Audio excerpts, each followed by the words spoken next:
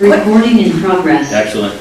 Good evening, everyone, and welcome to the May 14th, 2026, 7 p.m. regular board meeting. Call the meeting to order at 7:02 p.m. Tonight's roll call, we have Lori out, Sean out, and Rob, all three excused. And Jean as well. Oh, and Jean as well, that's correct, thank you. We still have a quorum. Yes. We do. We do have a quorum. Barely, we have 5. Good thing, April. It's good of you to show up. Now we have 6, so yeah, we're good. Okay, can I get a motion to adopt tonight's agenda? Move to adopt the agenda. Second. Yep, Tom, gotcha. All in favor? That's unanimous. We have any announcements tonight from any of the board members? I do. Simon? I have a few actually. First of all, we'd like to encourage as many members as possible to fill out the member survey. You can fill it out online, or if you need some assistance, you can go down to the Welcome Center and staff will get you started. They have some laptops there. They're not going to tell you how to vote, obviously, but they'll get you started, and they'll show you what you need to do. Wednesday, June 3rd, Sudden Valley Rec is having a party at the park from 6 to 7:30 p.m. There'll be games, park activities, and a fun atmosphere designed to bring neighbors together. The Valley Fair is going to be here before you know it as well. It's going to be held July 26th from 10:30 to 3. We're seeking vendors as well as car show submissions. It's a fun event with great vendors, music, a beer garden, and a kids game area. The dunk tank and cruises horses will be returning this year as well. And you should let us know if you want to, who you want to see dunked. If you want to volunteer again. If you do, I will if you do. Well, I'll do it again. Okay. But we need some more people need to be dunked. More dunkies. We need More dunkies, dunkies, yeah, yes. dunkies. It's good, it's fun. Especially on a hot day. I will have the squirt gun ready to pass around. Oh, okay. June 4th from 5:30 to 7, a Native Plants and Neighbors event is being held at the Welcome Center. You can chat with Whatcom County Master Gardeners, discover native plants, pick up some native plant seeds, and enjoy light refreshments. Also, if you'd like to get involved with helping to maintain that lovely native garden, we are looking for volunteers for that, and actually for other things that we may want to be doing around Sutton Valley with volunteers. Let's bring volunteers back. So you can go online, there is a volunteer form, and if you just want to be part of that group and help out with some of those projects that may be coming up, we'd really appreciate it. And last but not least, a new golf program was recently announced, and residents are being offered 1 free round of golf for up to 2 people during the week, that's Monday to Thursday, and 1 free bucket of range balls each calendar year. In addition, the member discount on green fees has been increased from 10% to 20%. Again, this applies Monday through Thursday. That's all I got. Thank you very much, that was quite a bit. I know. And Tom? I can make an announcement now or wait till safety. No, yeah. Okay, safety has a planned event on July 21st in the dance barn starting at 6:30 for a Firewise program. We kind of do this every year, but this year is going to be kind of special. We have a representative, Robert Walters from Whatcom County Conservation District, that will do a presentation and offer free home inspections to have your house looked at for fire prevention. Nice. Also, he is bringing a representative from Puget Sound Electric or Energy. They also have a new program, and he's going to do a presentation also and offer free inspections and comments. And then Mitch Knowles, our fire chief, will be delivering. I'm sorry, who? Mitch Nozzle. No. Okay, Nozzle? Knowles. No. okay, Mitch is going to come and do a presentation, and they also have a new program for fire inspections. So Nice. for those of you that like to have a fireman hanging around your house, they will send a fireman to your house and do an inspection. You said that was July 31st? 21st, 21st. Tuesday, July 21st, So what time again, sir? 6:30 6:30 PM. in the dance barn. Awesome. Thank you very much. So it should be good this year. It sounds good. It should be very informative. All right, any other comments or announcements? Excuse me. All right, hearing none, we'll move on to item number 3, is property owner comments, 15 minutes total, 3 minutes each. Does anybody, you just don't want to hear us tonight, I'm sure. You got some stuff, bring it on up. I got stuff, okay. Name and address. My name is Eric Fink, and I'm at 17 Marigold Drive. And thank you for this opportunity. I come from a 35-year plus career with the U.S. Environmental Protection Agency, and secondarily as a consulting mediator and facilitator.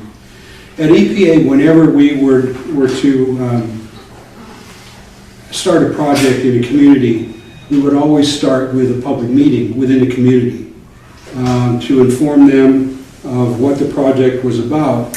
But more importantly, from our perspective, was to receive feedback from them about the project, how it might affect them, and let them give them comments to us directly. And that allowed us to accommodate or alleviate their concerns and achieve a greater level of buy-in for our projects at that point. My sense of what the board is seeing lately with regard to its current plan for the off-leash dog park is that the issue is bigger than the board may have originally anticipated.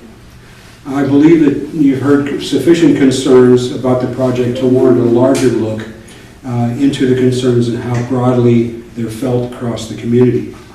So therefore, I propose that the board announce and hold a public meeting or community meeting before going any further with this project, with the sole purpose of listening to what the community has to say about it, and for the dog park and more broadly Marina Park, and then accommodate and as many have expressed concerns as it can. As a former mediator, I believe this will help the board achieve the buy-in it needs to move forward with community support. Thank you. Thank you. Thank you, Eric.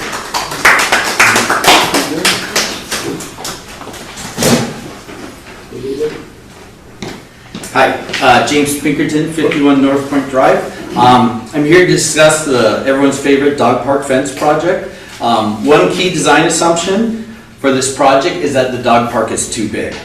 The data does not support this assumption when taking a holistic view at the Marina Park and all 4 parks with access to Lake Whatcom, including North Point, Sofield, AM/PM, and the Marina.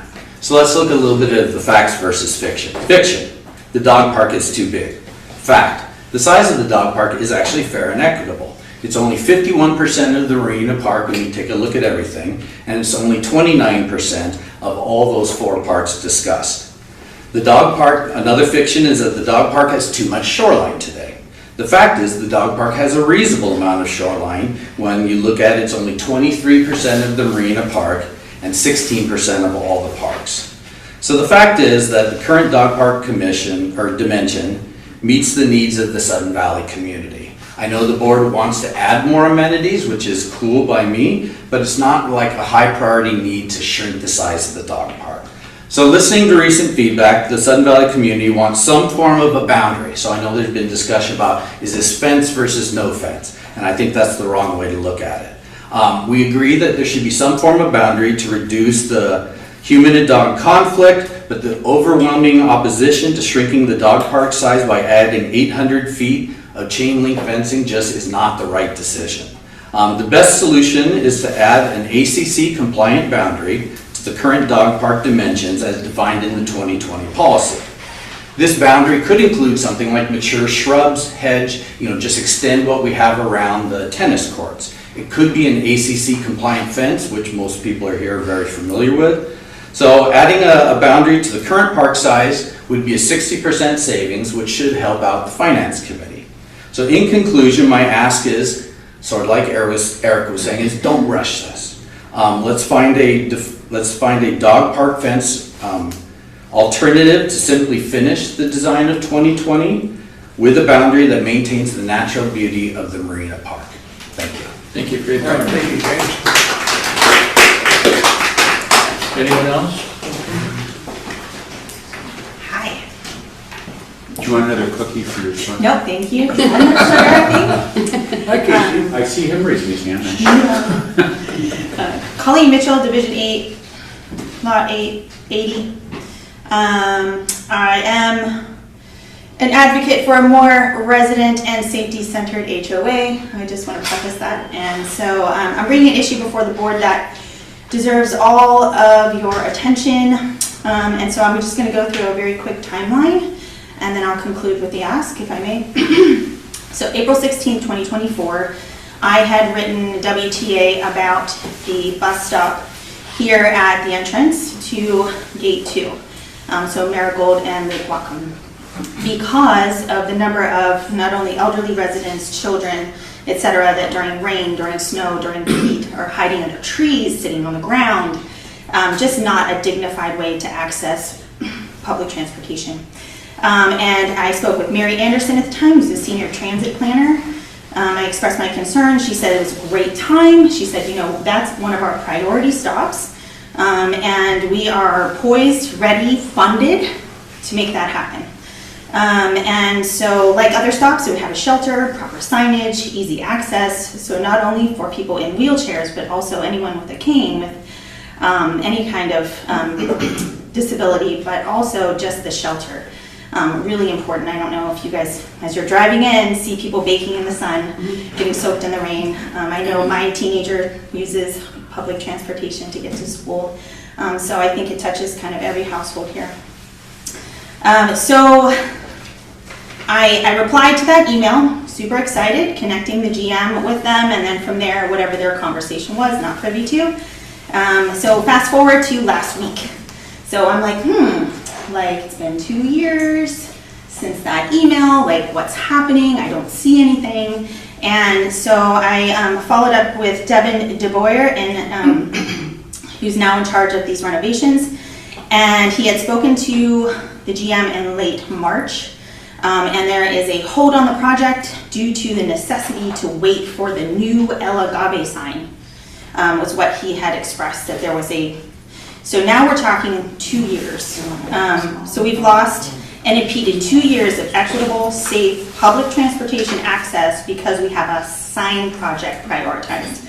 So I'm just asking the board, to hear this. And I honestly can't believe I'm kind of saying this out loud, that we're like putting off accessible, safe bus stop that we're not even needing to pay for. Like this is a no-brainer.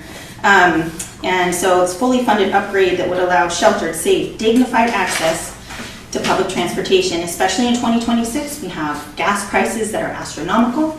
People are thinking about using public transportation, and we have, I think it's our obligation to make that accessible. And really, they already have the property use agreement in place. So there's nothing but permission. And the only thing impeding this process for 2 years is that sign, that dilapidated sign sitting out there, which can be placed literally anywhere. Like, we can put that sign 10 feet from there, 2 feet from there, the other side of the road. Like, we have another option. So my appeal to the board and executive committee to immediately grant WTA permission to move forward with this project through staff direction. And I encourage all of you, as you're passing, notice those people and where they're having to stand. There's actually someone brought a chair. I don't know if you've seen it sitting there. But yes, thank you for your time. Thank you. Thank you. You too. Good evening. My name is Eugene Falvey, 17 Marigold Drive, and my comments are back to the Marina Park planning. And I want to say that I appreciate very much all the time and effort the board has put into this issue. From what I understand, this has gone back for some time for you, and really appreciate it. However, I do feel that the project is being pushed forward without due process, and that includes use assessment, issues assessment, and adequate community input. Starting with use assessment, before planning major projects at Marina Park, can we reduce the level of use at AMPM Beach and Marina Park by discouraging non-members of the community One way to do this would be to install a security gate to both parks to charge outside users. Second, before we limit area use for some people in Marina Park, can we ensure that all the common areas in Marina Park are open? Currently, there's a major and beautiful beach area that is not clearly marked for common use. If we reduce park use by non-members and open common areas, not presently obvious, this could alleviate some, maybe even all of the current issues. So issues assessment. Presently, we are relying apparently on simply anecdotal evidence to argue for a major planning project. Apparently, no log exists for issues that occur at Marina Park. For planning purposes, but also liability issues that I know we're all concerned about, we need to know how many dog attacks are occurring. Are we talking about one owner or a lot of owners? Is it just one person who's constantly complaining? Why didn't the victim call security? Why wasn't the dog owner fined? The board is jumping to solutions without documentation of the problems and following due process, which would be fining the abusers of any Sudden Valley rules. Finally, consultation. Dog owners use common areas, rain or shine, in all seasons, day and night, even in snow and floods. Surely that level of use and commitment deserves special consideration. Consistent use of the off-leash area in Marina Park has occurred for decades now. A place has been established. The love for a place has taken hold. Why take something away that's working and why destroy it? When I learned of plans to sever Marina Park, a beautiful park with a 700 to 800 foot long, 5 to 6 foot high galvanized fence, I was sickened. Sudden Valley is a designated wildlife and bird sanctuary. It's why we moved here. Our rules state Good time, 3 minutes. I keep trying to change the ringtone, but that's what you get. Thank you. I'll just repeat. When I learned of the plans to sever the Marina Park with a 700 to 800 foot... That was your 3 minutes, is up. Sorry. Oh, the time's up. Yeah, that's what I'm saying. Okay. Thank you.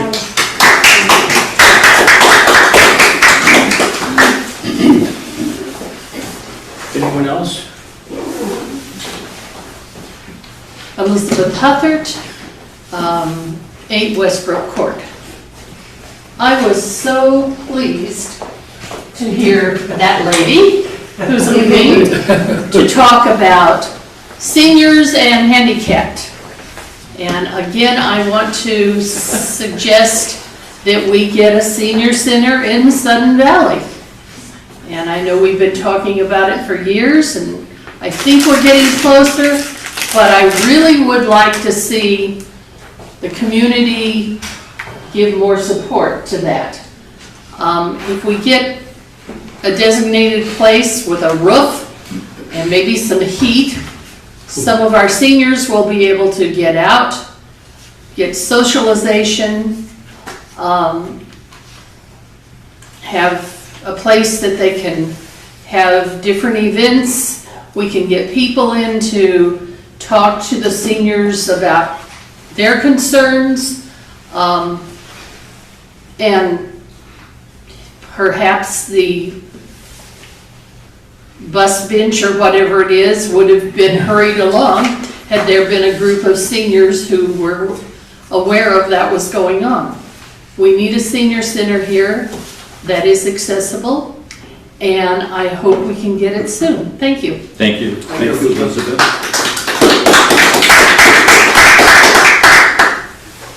Anyone else? Hello, I'm Michonne Kirkland. I'm at 399 Sun Valley Drive, and I would like to also speak about the dog park. The dog park is one of the major reasons that I love this area and that I moved to this area.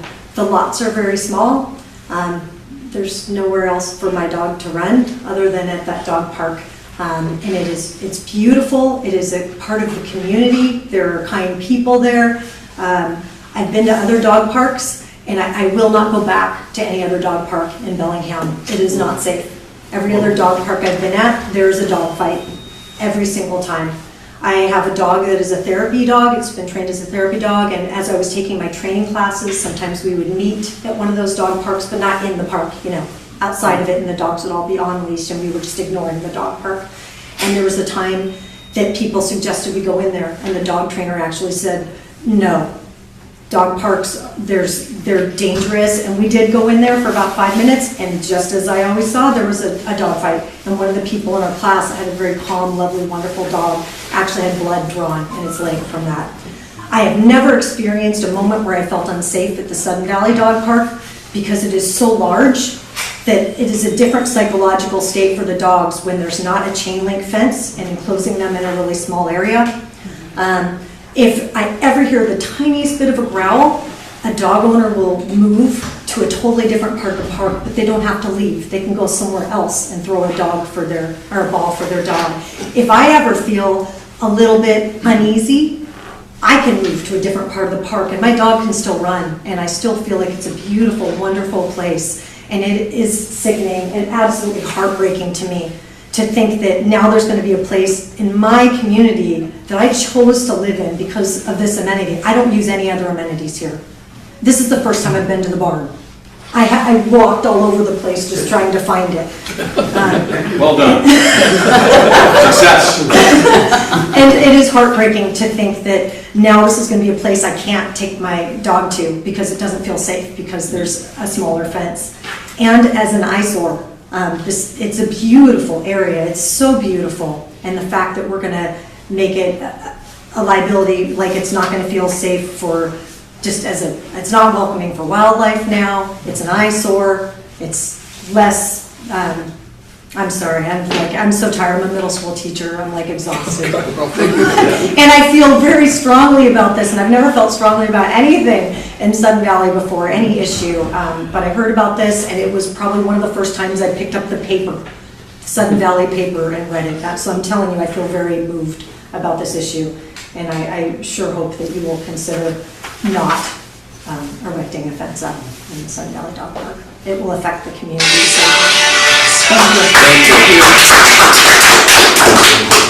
Okay, we got one person online, if we could do them, and then if you're ready, read next. Oh, that's okay. Okay, go ahead, Spencer. Her name is Maria.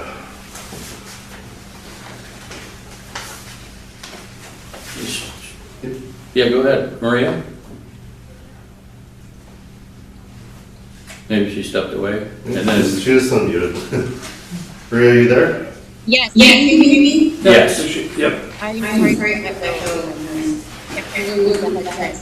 Maria Perez, 46 people.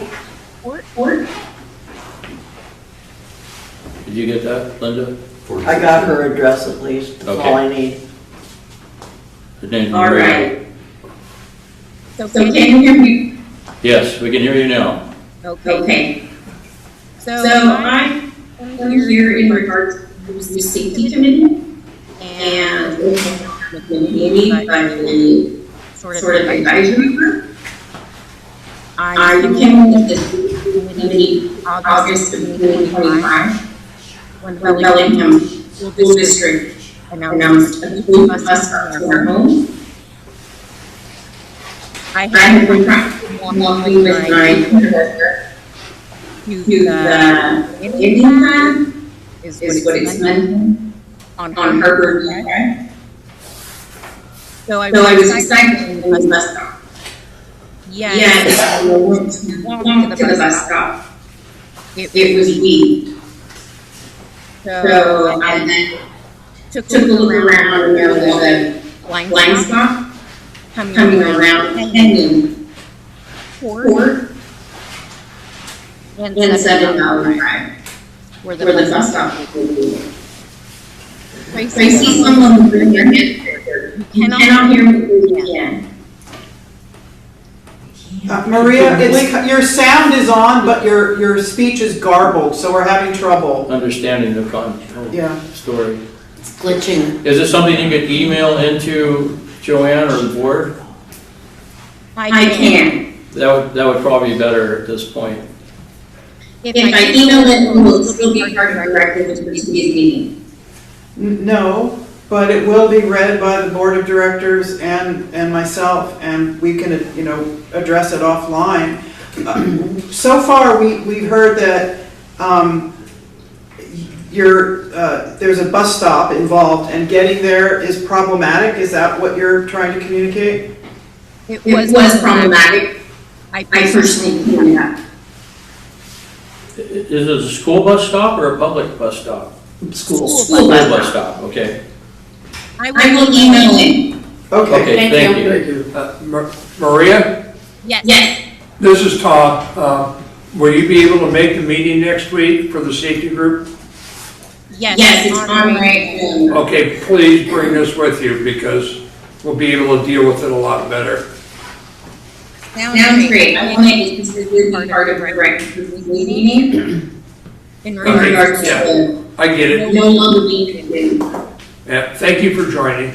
Thank you. Thanks for coming. Sir. I'm Matt Griscom. I'm at 20. Oh, your time's up. Welcome to Sun Valley. Yeah, Matt Griscom. I'm at 20 North Point Drive, and if you know Gate 1, you know there's no house there, but I have a quarter acre, and I pay my dues, and I'm working with an architect. So I'm here to talk about the dog park, and we've heard a lot about it. Taking all that into consideration, I don't have a dog, but I am a frequent user of the marina. I have 2 kayaks down there. And my impression is that the dog park isn't just a large dog park, it's also the entire marina. Young people will run their dogs everywhere. They'll go right past the signs that say, dogs on leash. And there's poop and pee everywhere. I see them peeing on posts and everything. And all their dogs, dogs will do what dogs will do, but it appears like the off-leash area is everywhere, given that there's no way to demarcate the dog area. And so I think a fence is the only solution. Thank you. No, thank you. Thank you. And was it 20, what was it? 20 North Point 20 Drive. North Point Drive. Okay, you guys, they're way ahead of me. Thank you very much. Do we have anyone else tonight?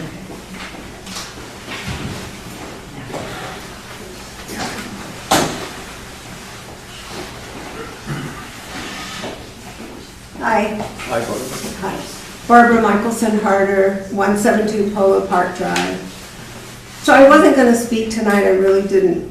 Everything's been said, but I did want to address this gentleman. We're not saying no fence. No one is saying no fence.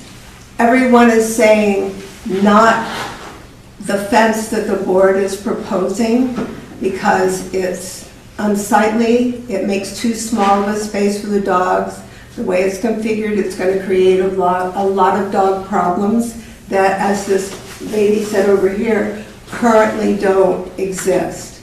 So that's why we keep referring to the 2020, nobody's saying no fence. Because that guy did say no. Oh, well. An earlier speaker, he's not here anymore. Oh, okay, so, but it's, where should the fence be? There is a demarcation that says leash, off leash. Everybody says that's a great place, that there should be a barrier. Dogs can't read that sign. But people can, and people do try to keep their dogs there. I do think it's important that the rules that are there now be followed. I do think it's important that the leashed areas be maintained as leash areas, that I believe the spit is supposed to be dogs on leash. That needs to be maintained, that the dogs on the spit should be on a leash. But I am definitely not in favor of the board's proposal as it stands. But I just wanted to clarify, nobody's saying no fence. People are saying, let's discuss it. Let's talk about what needs to be done. Let's talk about what's going to meet everybody's needs, and let's maintain, I guess the word is, I want all the amenities that the dog park is in favor of the dogs and the people that own the dogs. It's not just dogs, there's dog owners. And people go down there, it's a social event. People have met friends that are lifelong friends. People go there to see their friends, not only for the dogs to run around and play, but we can't just say it's just dogs. It's dogs and dog owners. And it needs to be something that works for both. And the current board proposal does not. That's it. Just one thing. Thank you. Barbara, welcome to the Long Range Planning Committee. I heard you put your name in along with the troublemaker in the back row. Yes, I did. Congratulations, thank you for participating. Well, thank you. I hadn't heard, so I didn't know if I... Oh, I can't say We're not there speak yet. for the board. Yeah. I'm just saying, hey, thank you for putting your name in. You're welcome. Thank you, Barbara. Sorry, I didn't want to steal a thunder there. Well, it's stolen now. Well, let's go home, guys. We're going to close the meeting. All right, moving on Get a up. chance to talk. Okay, guys. Okay. Moving on to item number 4, consent agenda approval of the meeting minutes for April 23rd, 2026. I just have a couple of things I need to change. In board members, Rob was there. And there is a, in consent agenda in number 4, Linda's name is Bradley, not Bradelli. So, can we approve those with those 2 changes? Second. Okay, all in favor of approval of the meeting minutes with said corrections? That's unanimous. Who seconded that? Me. Thank you.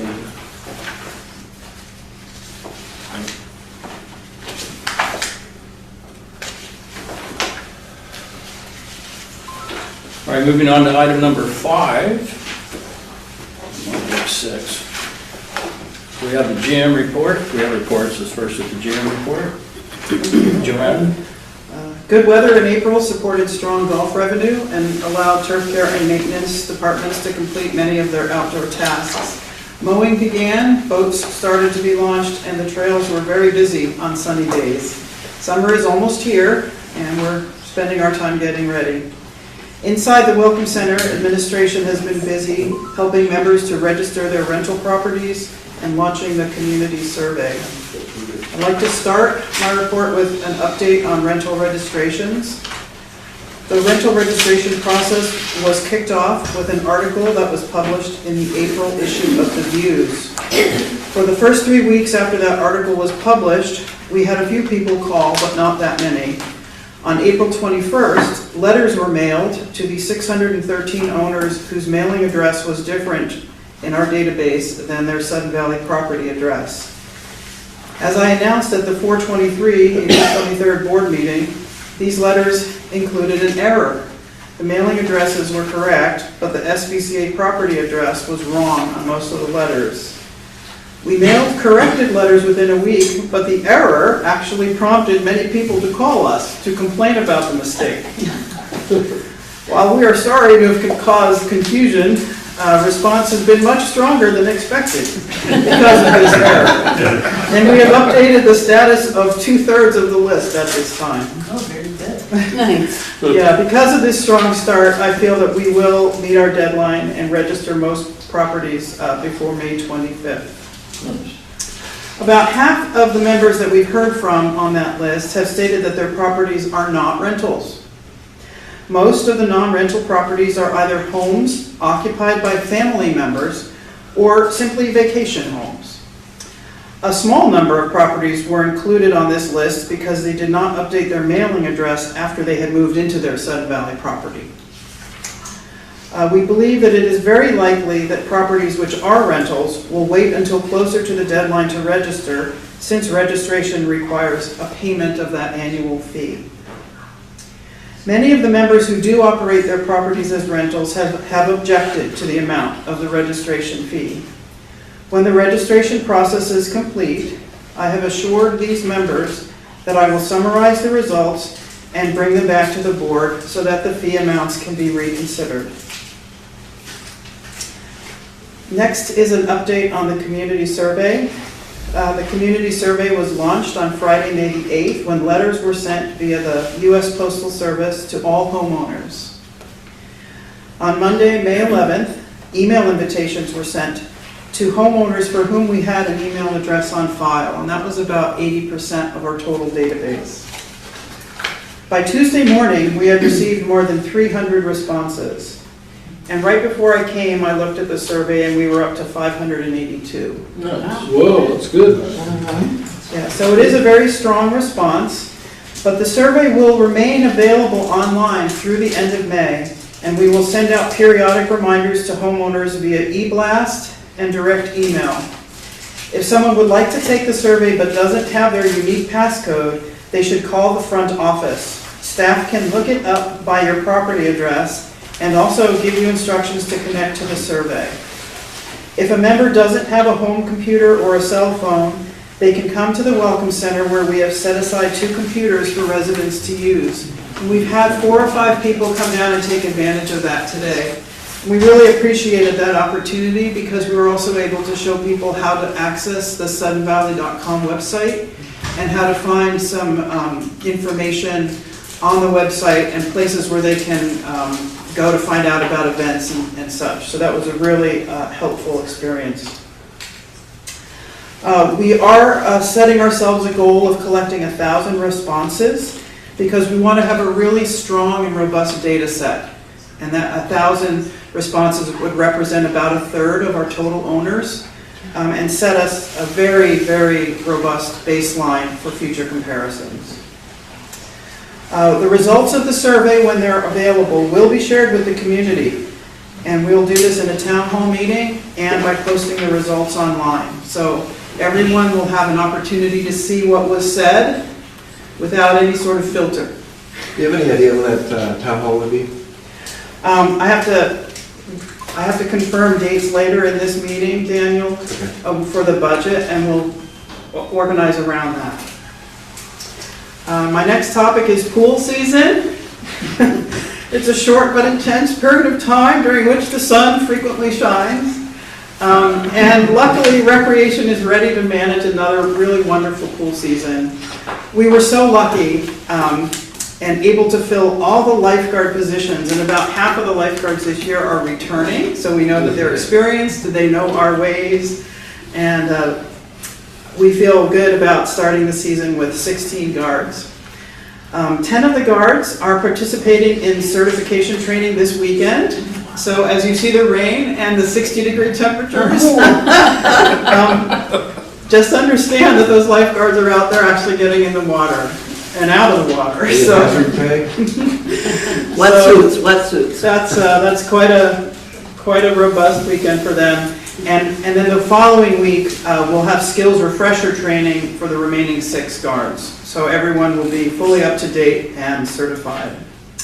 We've printed new signs for both of the pools to make sure that everyone using the pools is aware of our rules, because our goal, as always, is to maintain a pleasant and safe environment. We are definitely ready, though, for opening day, which is Saturday, May the 23rd. As a side note, we've also created new signs for the RV storage area and the tennis courts. So it's refreshed branding, brand new clean signs, and just looks really nice. So hopefully everyone appreciates that effort. I saw them, they look great. Thanks.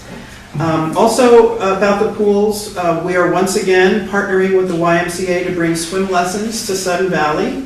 As in previous years, lessons will take place on Monday, Wednesday, and Saturday mornings.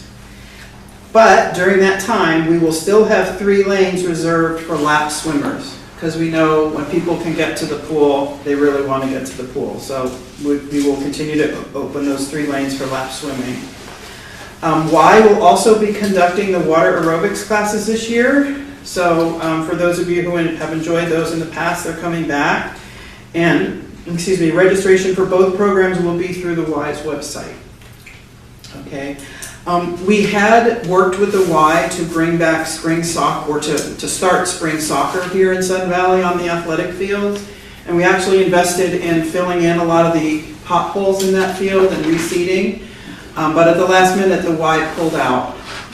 So we're not quite sure, but we'll be working with them over the summer to make sure that if it's possible, we can do something in the fall for younger people around athletics. And then of course, look to bring soccer back in the spring. I think that would be a great program. Moving on to capital projects. The report has been updated with a lot of new projects that are in progress, thanks to the board approving various capital requests. The Austin Creek Bank repair, this is a leftover from last year. The design and permitting was approved, but we're still waiting for feedback from Whatcom County before finalizing our design and submitting permit applications. So the county has just been very, very slow in giving us direction with this permit for the Austin Creek Bank repair. The clubhouse HVAC replacement contract was awarded, as those of you who follow the board know, and the work is going to begin on May the 18th. There are 2 days in which we're going to be trenching across the loop that allows you to drive by the clubhouse and get into the parking area for the upper parking. 2 days in which we're going to be trenching so no one can drive over. So on those 2 days, people are going to be directed either to the lower golf lot or to go in through the out exit, which is, I wouldn't do that. But those are the only ways you would be able to park for those 2 days. But it's going to be kept to as short a period as possible. El Agave has been notified, and the most important thing to know is that El Agave will be air conditioned during this project because there's a separate unit that serves the second floor. Okay, so when you're going there for your Mexican meal, you will be able to do that in the cool. Marina tennis court refurbishment. The project has been designed, permits were submitted. The project was put out to bid and we're waiting for the bids to come back. When we get them, we will present it to the finance committee and the board. And we still hope to complete construction this summer on those courts. On the marina security upgrade, the utility pole was relocated, power has been installed, and we expect that the project will be completed in May by installing the additional cameras. We have money for marina and directional signage. That's left over from last year as well. And the marina signage is waiting until we develop a cohesively branded look for all of the signs and know what's happening in the marina. So when the marina plan is finalized, we will then create the signage to support that final plan. But that directional signage includes what Colleen Mitchell was talking about. And it was supposed to happen last year. Everything was in place for it to happen last year, but they didn't do the sign, so they didn't take down the other sign. But it's underway. For the off-leash dog park fence, permit applications are submitted. Contract has been signed and work is anticipated to be completed this summer. The playground design and permitting, design has already started and we expect to submit permits by the end of June, but construction will probably not take place until next summer. Question. Yes, sir. Can you raise your hand, please? Yes, sir. Did you put that out to bid or just award it? What? Fence. You have a fence There were three contract? bidders. There were 3 bidders. There were 3 bidders? Yep, you have to look toward, you may not have been on the board then. Yeah. Probably wasn't. All right, that was pre-me. Okay, thank you. Yeah, it was put out for bid and we had several responses and they were collated in the memo. Yep. Where was I? Barn 6, design is underway. The geotech scope is complete. Survey and utility potholing has been completed, and all of that will combine to bring together the information necessary for the permit application. So we're well underway with that. The turf care equipment was ordered. We're still waiting for it to come in. The road repairs for 2026, we have permits in hand and bids are expected back for contract award at the end of May. The Area Z access bridge and culvert number 4, we're still waiting for those permits to be approved.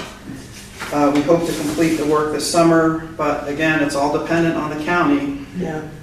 And believe me, they're tired of us following up. Culverts 22 and 24, understanding how long it took us to get culvert 4 and the Area Z bridge approved, and they're still not approved, obviously. We accelerated the schedule for design and permitting on culverts 22 and 24. So we've completed utility pot holding and done the survey work. Design should be finished in July, and then we'll submit the permits. As we discussed when the funding for this project was approved, construction on culvert 24 is planned for summer 27, and culvert 22 will happen in 2028. The rest of the report contains activity summaries for the different departments, and I invite everyone to take a peek at that either in the views where it is published as Around the Valley, or online where we always publish the GM reports because they are so scintillating. Thank you. Any questions? Hearing none. Joel, move on to finance.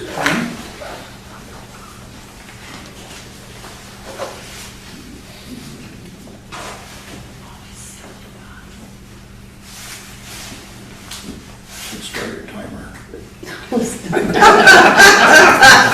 minutes, Joel. Have an hour. Hey, pass me a piece of that licorice. You guys are eating that. It looks good. Would you pass this over, please? He gave me a nasty look when I opened it. Wait, I'll wait till Joel starts. Yeah. Anybody else want some? Yeah, throw it over the rail. Oh, God. Oh, wow, that was pretty good. Nice job. Want some more? Thanks, Dave. Thank you. Okay, time to go on. Are you ready, sir? Yeah. Okay, so I'll be covering the February financial statements. Obviously, last month I presented the January statements. I always start off with the balance sheet, but the good thing about this is there's no real huge changes or notable things to talk about in the balance sheet, which is good.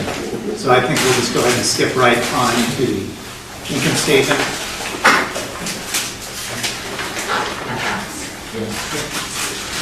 Okay, so if we just go right to the bottom line of the operating net income, you can see it's $321,822 through the end of February. At the end of February 2025, so year over year, February 2025, net income was $17,334. Of course, then you're probably wondering why is there a big difference here? This is because of all the rental fees, actually. No, I'm just kidding. It's not. Don't get us in trouble.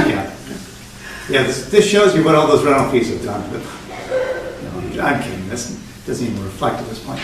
But the difference here between why the operating net income was $17,334 versus $321,822 comes down to, so the revenue here is $285,000 over last year, February 2025, and that primarily is related to marina income right here. So you can see that, so a big difference over last year is the marina rentals really hit and came in March of 2025. This year they came in a month early, in February 2025. So, like for example, so marina income or revenue is $204,000 higher just because of that.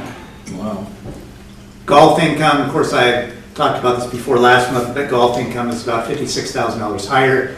But part of this is they took in roughly around $44,000 additional prepaid golf revenue at the end of 2025 that is reflecting in 2026.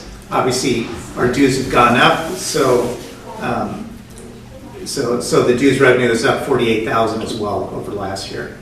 Expenses really aren't too far off from the year before. They're actually lower by about $19,500. Looks like I disconnected maybe. Do you expect that trend to continue?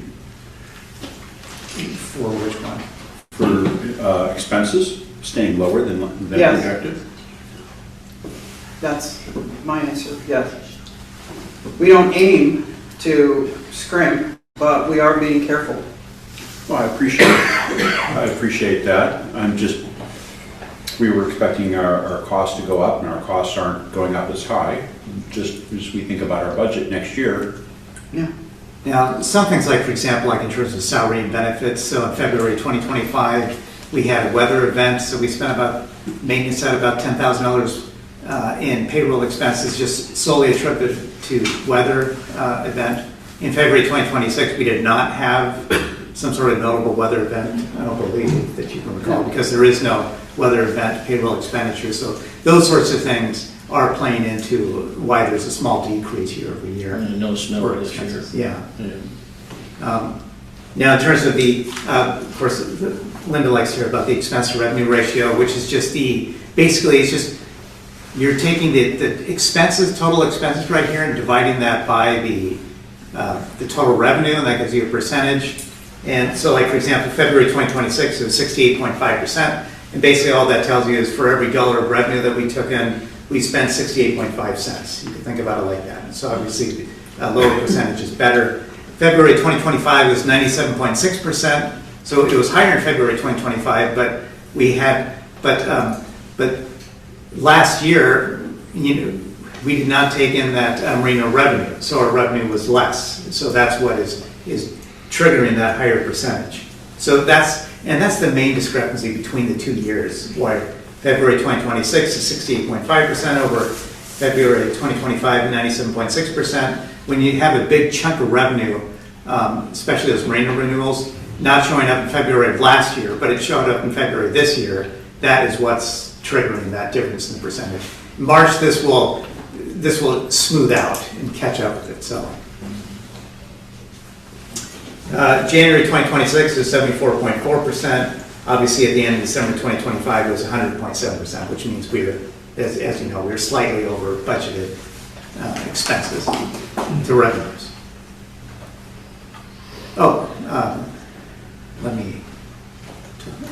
So our collection rate at the end of February 2026 is 93%. Obviously, we budget for a 95% collection rate in 2026.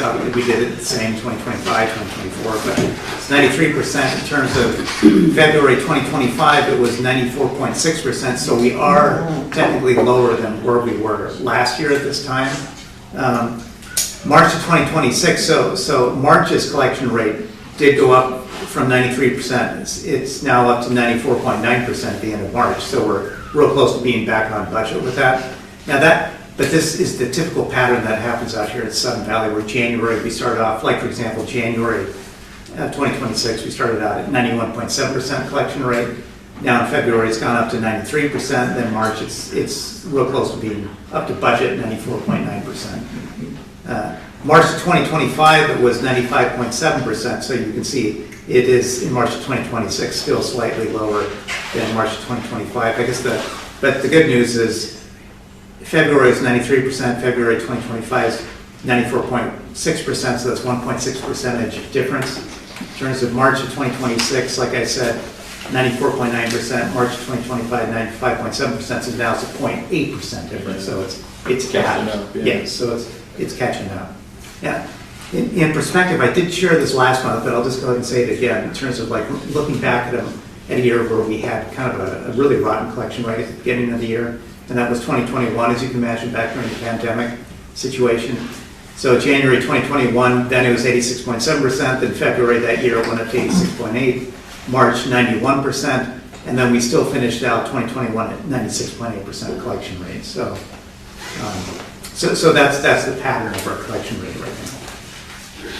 And I said before, and I'll just quickly say it again real fast, since we budget for a 95% collection rate, if at the end of the year we have a 96%, then ops would take in an additional $32,088, surf close to $15,000, roads close to another $15,000, mailbox is just another $265. If it becomes a 97% collection rate, then those numbers you can double, 98%, triple them. So that's how that really does help out the bottom line, which helped us out at the end of 2025, since we finished out at the end of 2025 at 98%. So if we didn't finish out at 98%, our slight kind of net loss would have been a lot higher, as you can imagine. We'll just now skip ahead real fast. I won't spend too much time on this since I covered this every single month, but this is the capital reserve fund sheet, and this is a really handy sheet that's really used in budgeting very extensively. And obviously it starts off with our net available cash for the reserve funds. So if you go back to the balance sheet, I'll go back to the balance sheet on just one of them, on SURF. You can see 3,757,709. If I went back to the balance sheet for SURF here, at the end of 2025, there's the amount. So it's getting all the starting balances from the December 31, 2025 ending cash. And then we have the dues received. This is the cash coming in from the dues, interest income. This 2026 expenditures, this is reflecting basically all the checks that we've cut, or in this case, since it's SURF, that includes SURF loan payments, since that's approved to come out of SURF. And that's what's giving you net available cash at the end of February, 3.8 million, which ties back to the balance sheet in February 2026. And then this bottom section is all the projections. So this is 10 months left of the year at a 95% collection rate. We expect to take in 1.185 million in dues collections for SURF. Big number is SURF loan payments right here, since we have 10 payments left, and 277,000. And here's that's the most interesting number, the obligated expenses holdings, that 1.28 million. I'll just quickly, I believe this is in the agenda packet, yeah. So if I look at the open capital projects report, you can see that the bottom line on that 1.28 million, that's the number that ties back. And this, just as I mention every single month, this shows you all of the projects that the board has approved that are open, the ones with the red dots are ones that we're in the process of closing out at the end of 2025 for the audit. But you can see these are already picking up no obligated funds left. Did we just look back, we discussed de-obligating and closing out the Barn 8 refurbishment and de-obligating that money, and it still shows here. The report shows it was updated last February 28th. Are we going to update that? Yeah, actually, and that's a very good question. So now, since that was approved last month, then that will be swept into that'll be swept into the April capital project report. As Linda pointed out, yes. Next month. Thank you. But like I said before, this report really is super handy if anyone had any question about any projects. And like the Marina Tennis Court refurbishment, the last one on here. I'll just highlight that right here. So anyone could go, the approval date right here, February 26, 2026. If you go to the February 26 agenda packet, board agenda packet, you'll find that exact capital project right in there for approval. And then it has what the board approved, 21,120, which will tie to the board minutes. And obviously we have no expenditures in February for this yet. And so that's why we're showing a total obligation of 21,120. And they all get added up the same. This hasn't changed much. Yeah. And there's another page for roads, same exact drill for roads, and another page for the UDR, same. Like you can see in February 2020, or February 26, you can see that's when the board approved for the bylaws and rules and regs revisions for the Wakaya 10,000. So now that's showing up on this report, and it's now increasing that obligated total amount for the UDR column, which is right here, 23,785. Now, in terms of net usable cash at the end of 12/31/2026, you can see at this point, then SURF has 2.85 million projected. That's after that 600,000 board recommended carryover, the amount that we would not like to fall below. The total cash, at the end would be this plus that 600,000. But it's the exact same drill for roads. All of these things on here. So just a quick rundown, like for example, for SURF, so at the end of February 2025, we had 2.48 million, meaning this net usable cash number was 2.48 million, so that's up obviously from February 2026. Roads, it's real close to the same, it's 2.245 million. One, in case someone wanted to know, board density reduction at the end of February 2025, it was 88,000 rounded, now it's 150,815, and that's because of those two lot sales that the board engaged in November of last year. So the policy for these lot sales says that the net proceeds are to be deposited into the Board Density Reduction Fund. So that's the big reason why that balance went up. Mailbox, obviously, the same thing. UDR, the exact same thing as well. And I've said it before, I'll just quickly mention it again, real fast. But UDR, how money gets into this UDR account is from prior year operating dues collections. So if someone did not pay their dues in 2025 or before, when they pay those dues, when they bring their account balances current, then the operating portion of those dues goes into this UDR fund. That means my time's up. Now, when someone pays their dues, by the way, like I said, the operating portion of it goes into UDR, but the Surf Roads mailboxes portion goes into the Surf Roads mailboxes reserve balances. Now, the last thing that we'll talk about, so we're looking at basically the income statement just on a departmental level. We're going to skip over this current month and just go right to the year to date.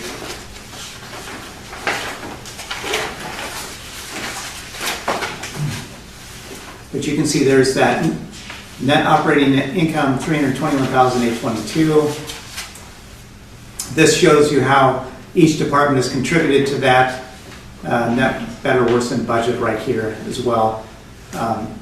So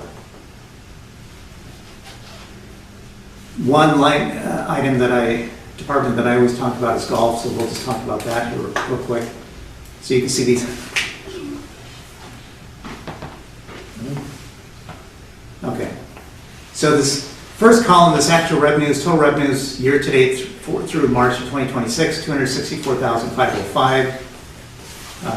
At the end of year over year, March 2025 is $208,531, so that means it's an increase of real close to 56,000. Now golf did take in, like I said, 44,342 in increased prepaid golf revenues at the end of 2025. They get recorded, recognized immediately in 2026. So that is a part of that. However,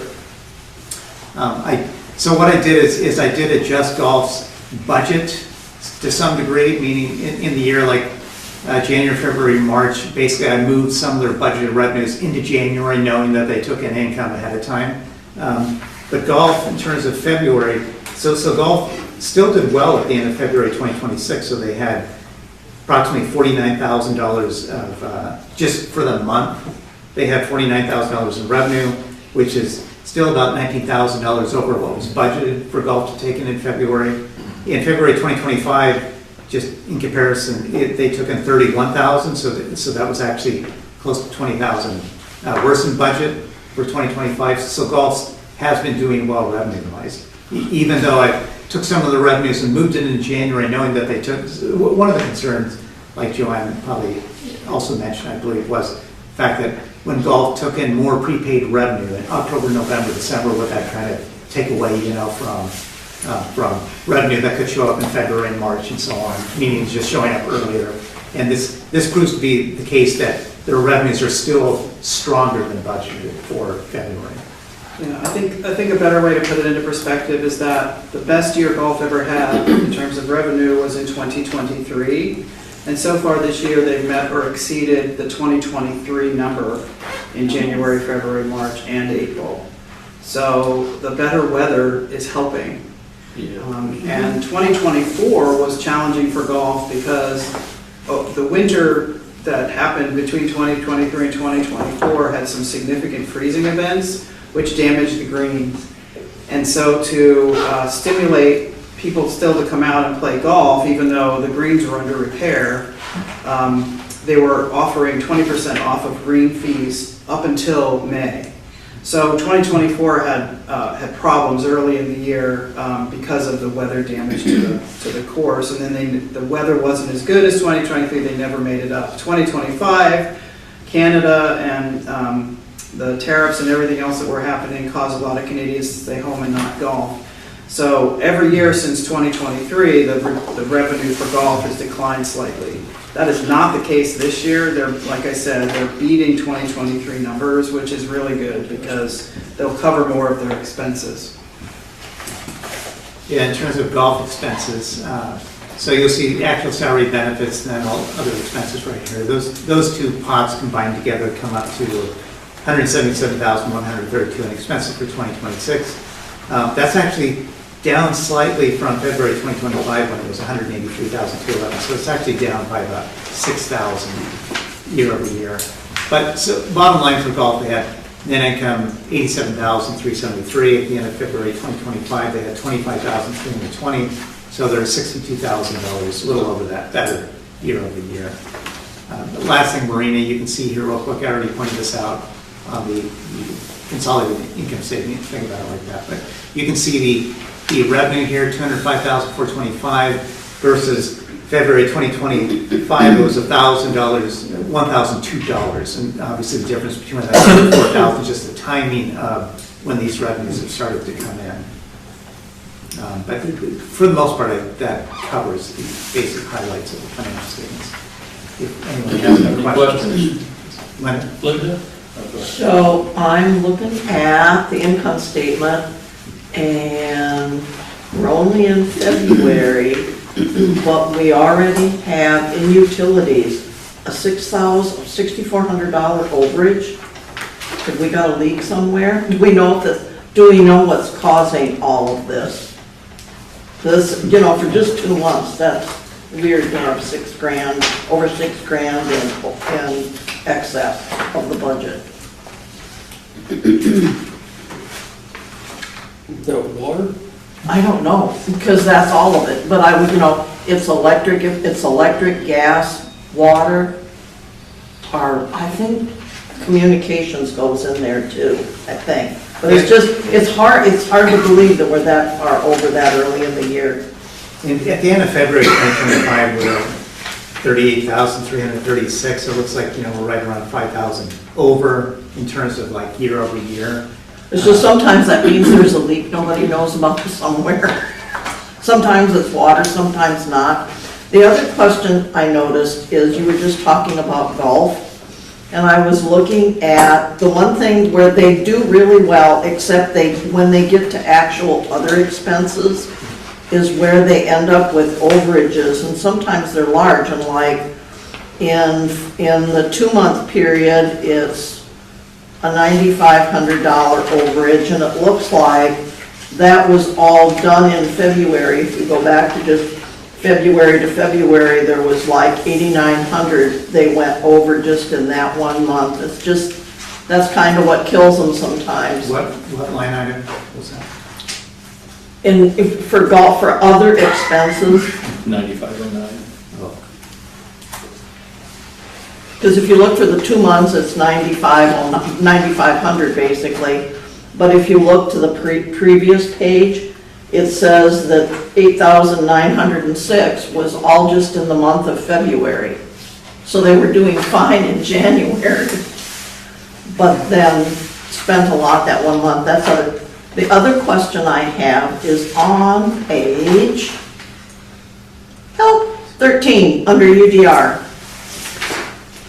So why in the world do we still have a 2016 Area Z mitigation open for $7,000, $7,200?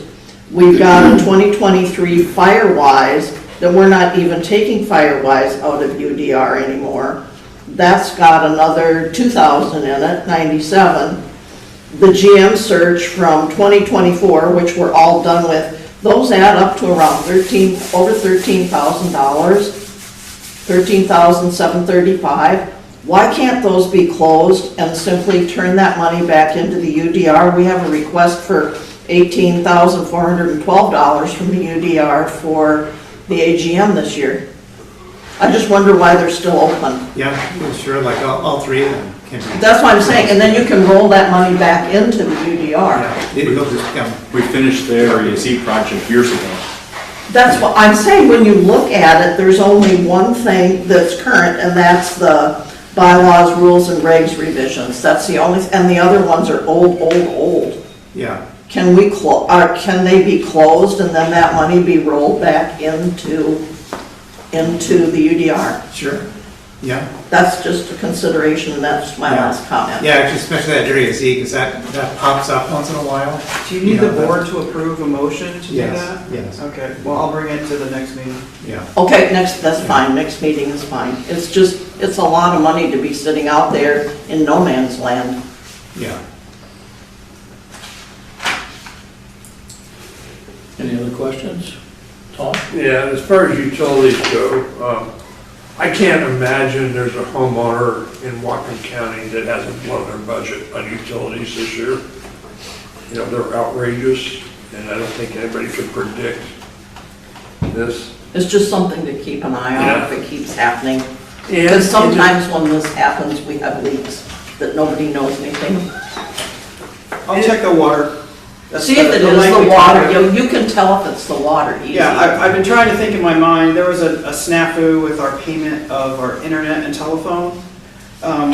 So it could be that too. Okay. I don't exactly know All what right. utility is. I just wondered, because whenever they get big like that, you'll find me sitting over here asking. No, makes sense. Good call, thank you. And then my other comment would be, is it possible, you know, when I look at these pages, can we flip this to landscape view and increase the size of the font? I know I'm getting old, but this makes me feel like I'm going blind. You are. Some of these pages, if I start increasing the size, you're talking about the, like, when I print this into Adobe, because it's different into Adobe from Excel. I can't read it. Print Yeah, it with on glasses, I landscape, can't read he's it. right, you'll have more, it's a lot easier. Instead of printing it on this way, print it this way. Oh, I see what you're saying. Oh, you can make the font Make the bigger. font a little bit bigger. So Yeah, it's I'll readable. try that, I'll try that, yes. Okay, thank you. Yeah. That's The it. other thing you could do, if you wanted to leave it the same way, Joel, is see all this writing at the bottom of that page that's like paragraphs upon paragraphs? If you would modify a little bit, you might be able to fit it over. So it's On actually, this whole- yeah, it's just- not a problem with the financial statements. If you look at the financial statements online, they are correctly oriented. Yeah. But when Carmen prints them, she chooses a way of printing them that causes everything to come out portrait. Mine doesn't print that way. Yeah, actually, that's a great point, because mine. Oh, yeah. Something special. So We need an investigation into this. Yeah, so I'm blaming Carmen officially for that. And by the way, Linda, for utilities, it looks like the culprit is electricity. Whoa. Wow, big surprise. Who's keeping the lights Interesting, on? so that's good to know. Yeah. Electricity. So it looks like electricity is the one that's over by 3,500 Wow, in facilities. yikes.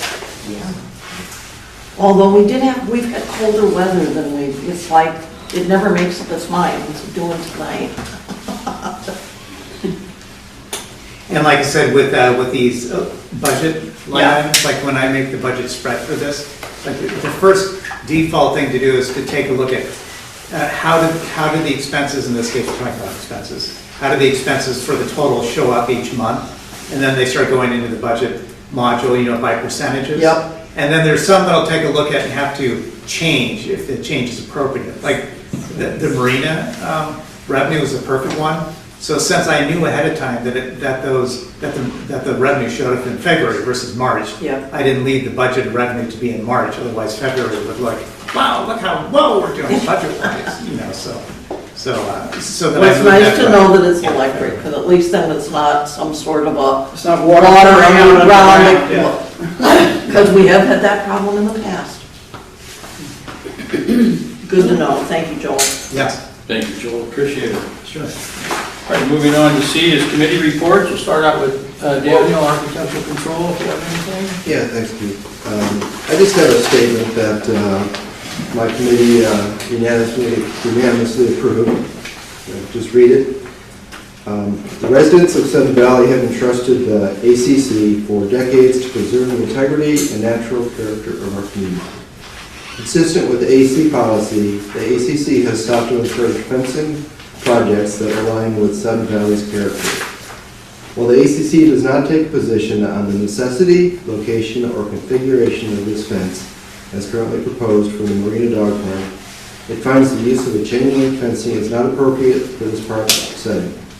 Instead, the ACC recommends the use of wood and wire as described in the AC Policy Manual Appendix D as a more suitable alternative that better aligns with the community's aesthetic and environmental values.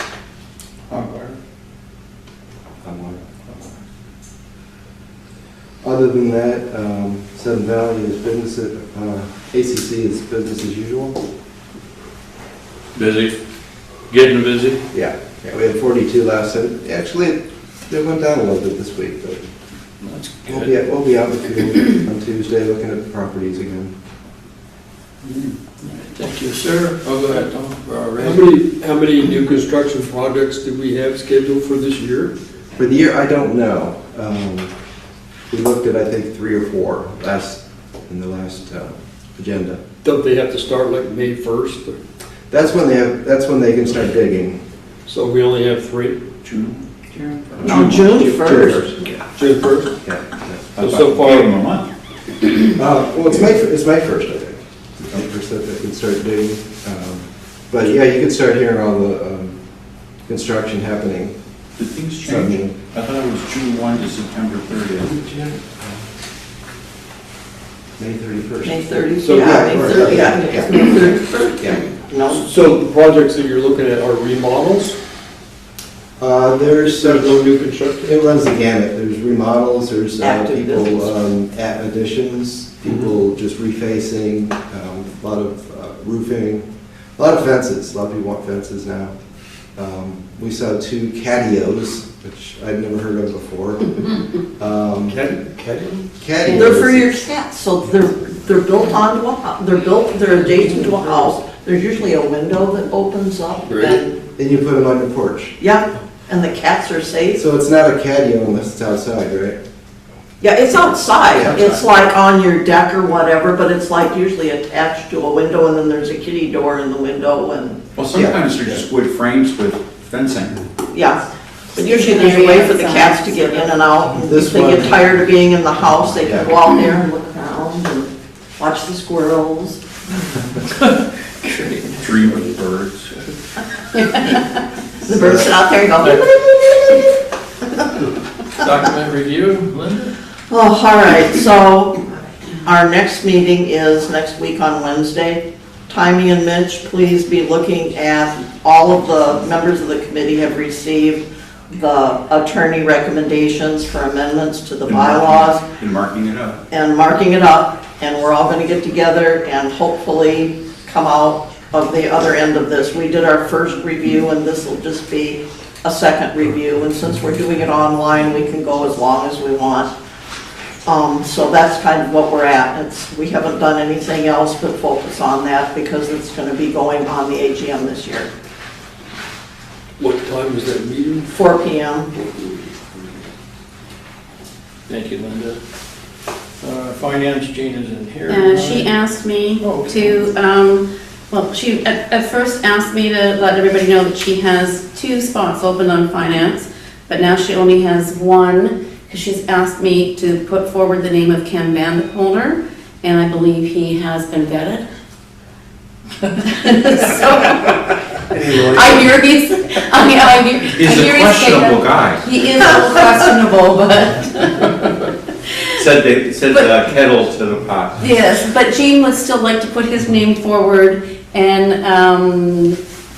ask for board approval for him to be on finance. I'll second that motion. You guys have to really think about that one. Any objection to Ken Vanderpoler joining the? No. No. That's approved. All in favor? That's unanimous. And that leaves 1 spot left, correct? That leaves 1 spot. While we're on the topic of finance committee, may I ask a question? Sure. I see that. Although she's not here. Well, but the other person who probably can answer it is, I see that we're still holding lots. How many lots? Sudden Valley's not a real estate company. How many lots are we actually holding? 1. Well, One. Just one? We just have 1 in the area wide. Okay, so that's the amount of money that you're showing a year? Yes, it is undoubtedly. Yes. We have I think 4 sold sometime we 3. should probably have a discussion about what does the association want to do, future discussion on area-wide. We pay taxes on it every year. If we're never going to develop it, maybe we should put it to the membership. You want us to turn it into green space? What do you want us to do with it? We've held it since 1974. We've paid taxes on it all these years, and if we're not going to do anything with it, let's not do anything with it. The campgrounds as well, sitting there. Well, campground is what the campground is, but area-wide is a developable property, if that's a word, a property. Now, I'm not saying we should develop it, but if we're not going to develop it, let's stop paying. Let's ask the members, what do you want to do? It's 40 acres. Jeff in long range. Do we know how much we pay every year? I'll bring it back to the next meeting. Can you? That's a good thing to know, because like, I know we have the campground, we pay taxes on that every year, even though we let the disc golf people have it. We pay, I think it's $2,000 or $3,000 a year on that. If we turn that into green space, it's never going to be developed, but developing that's a far-fetched chance. We've got a lot of property we're not doing anything with. Airstrip property. Airstrip property as well. Yeah, but I think long-range planning was talking to the pump track people about that. I think they've come up with another location. Okay. It's a moving target. We'll get right to you now. Moving on, long-range planning. Okay, I have 2 names to put forward. Oh. Barbara Mickelson Harder No way. and James Pinkerton. Absolutely. Absolutely no way. And I'm also losing a member. I'm losing Ken Vanderpolder. He's moving. He's moving to finance. He's transitioning. Yeah.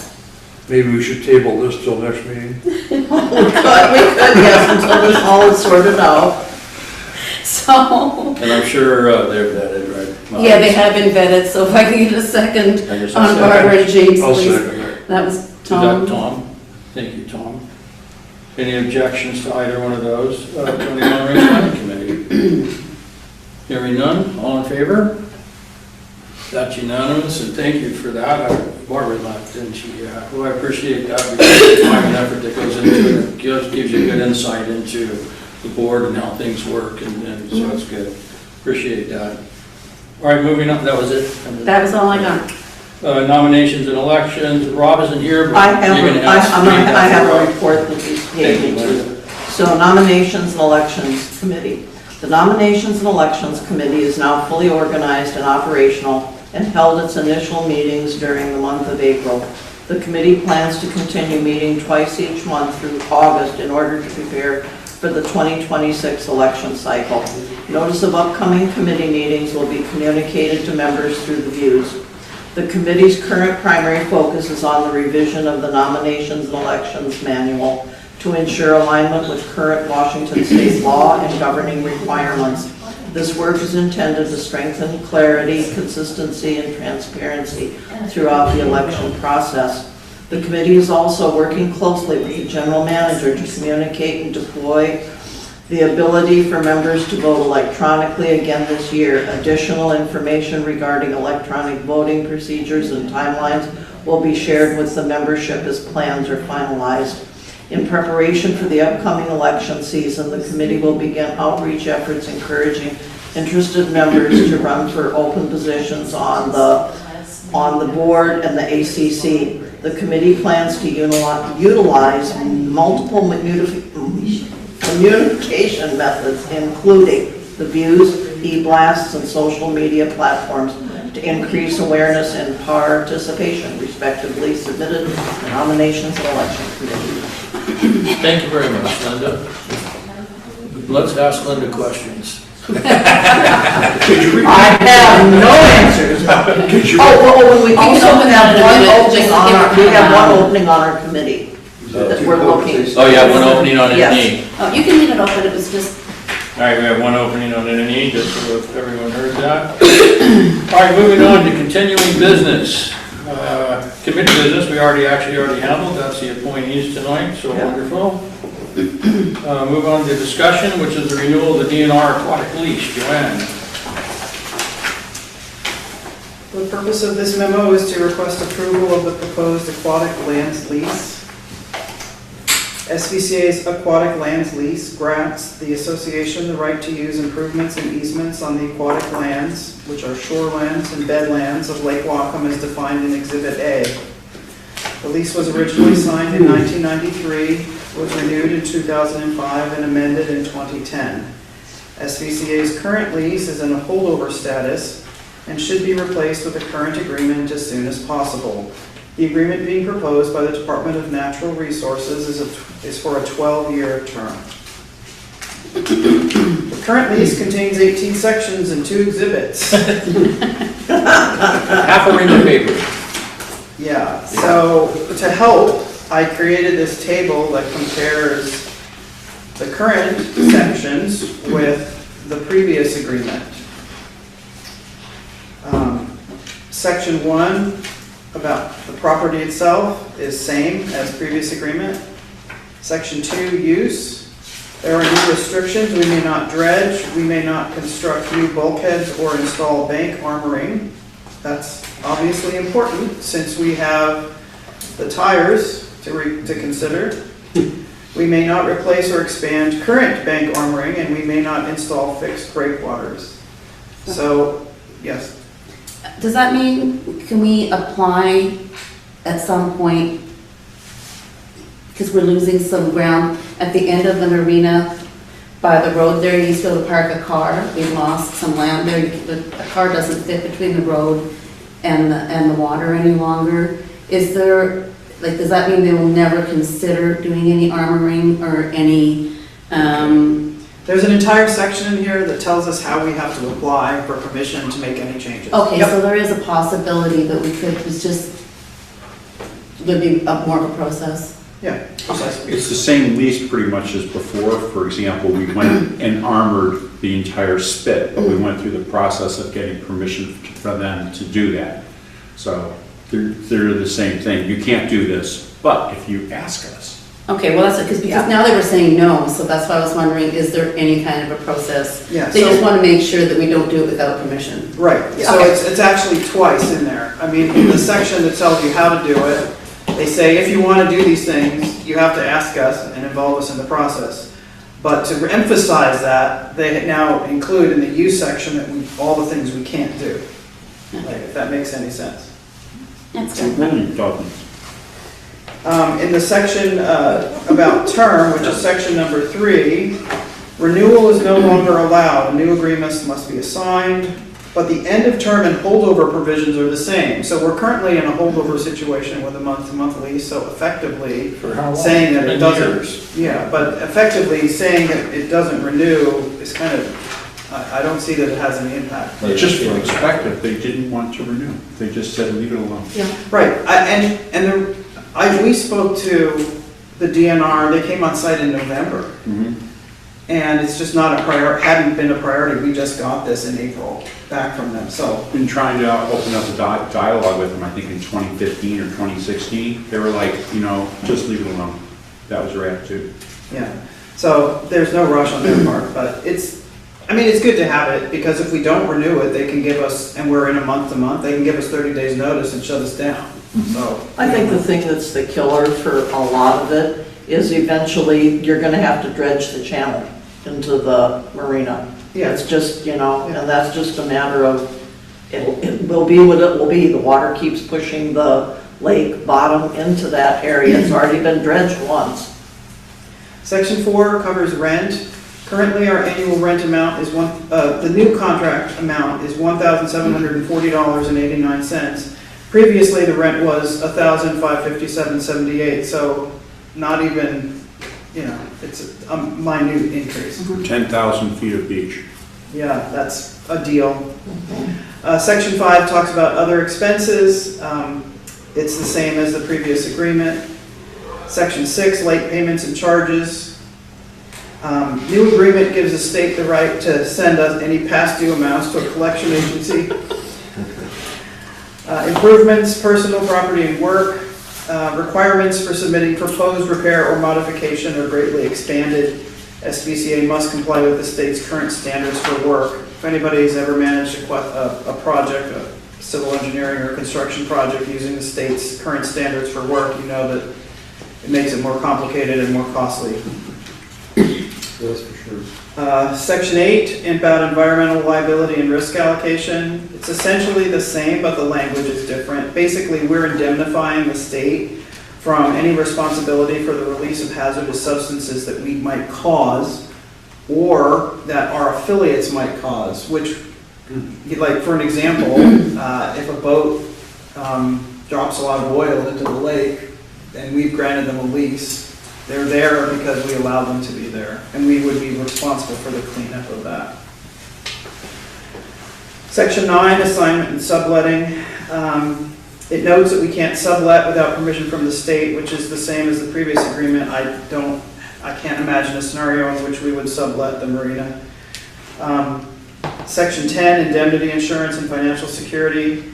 Basically, the requirements for insurance and bond are the same, and our current insurance is more than adequate to satisfy the requirement. Joel has already confirmed that. Section 11, maintenance and repair. The state is not required to make any repairs. We are, though, and that's the same. Section 12, we have to notify the state if anything is damaged or destroyed, and then it's our responsibility to reconstruct, repair, or replace it. That's the same. Condemnation, if the state wants to take the property, they can condemn it. That's the same as the previous agreement. And all the rest of the sections are same as the previous agreement.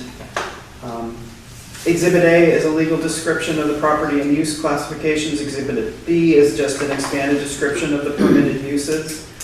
So based on the fact that the majority of the agreement is the same and the increase to the rent is minimal, and also we don't really have any leverage to negotiate this, I would suggest, I recommend that the board approve the proposed aquatic lands lease. To make a motion that the board approve the current proposed aquatic land lease. Second. Yeah, well, let me read the motion. So I move that the board of directors approve the proposed aquatic lands lease. Okay. Same.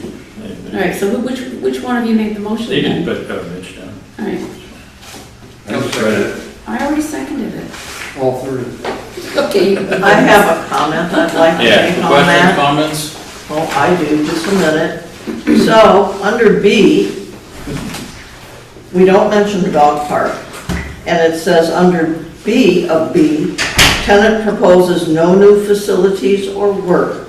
We're proposing putting in a fence to be able to continue to even have the off-leash dog park any longer. It's not in the land lease, it's not in the aquatic area, just area. Well, they swim in there, I guess, is what she's saying, but. Yeah, but it's not going into the water. And But it talks about a robust stormwater management plan which helps to reduce the discharge of contaminants. What page are you on? Such as So we can dog be waste. on there. Is that 51? Just because it says that, I just would. What page is that on? Linda? I think It's on page 51.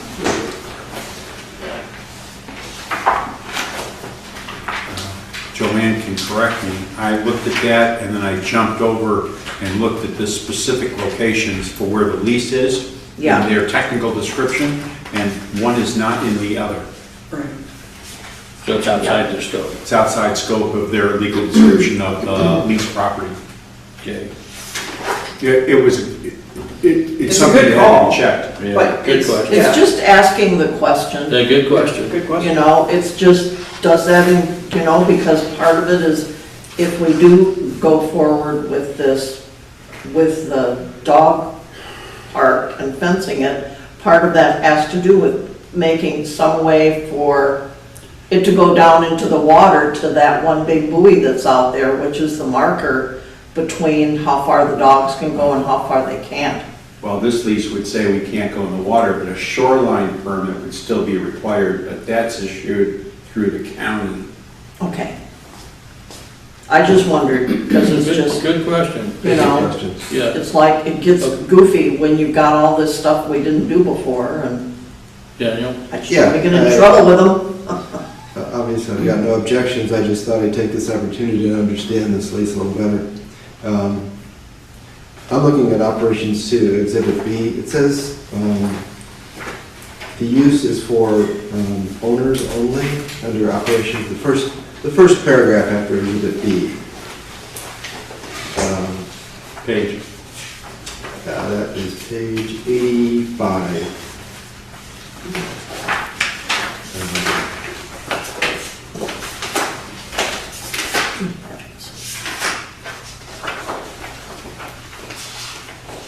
Sudden Valley Marina for property owners on or adjacent to Sudden Valley owned property.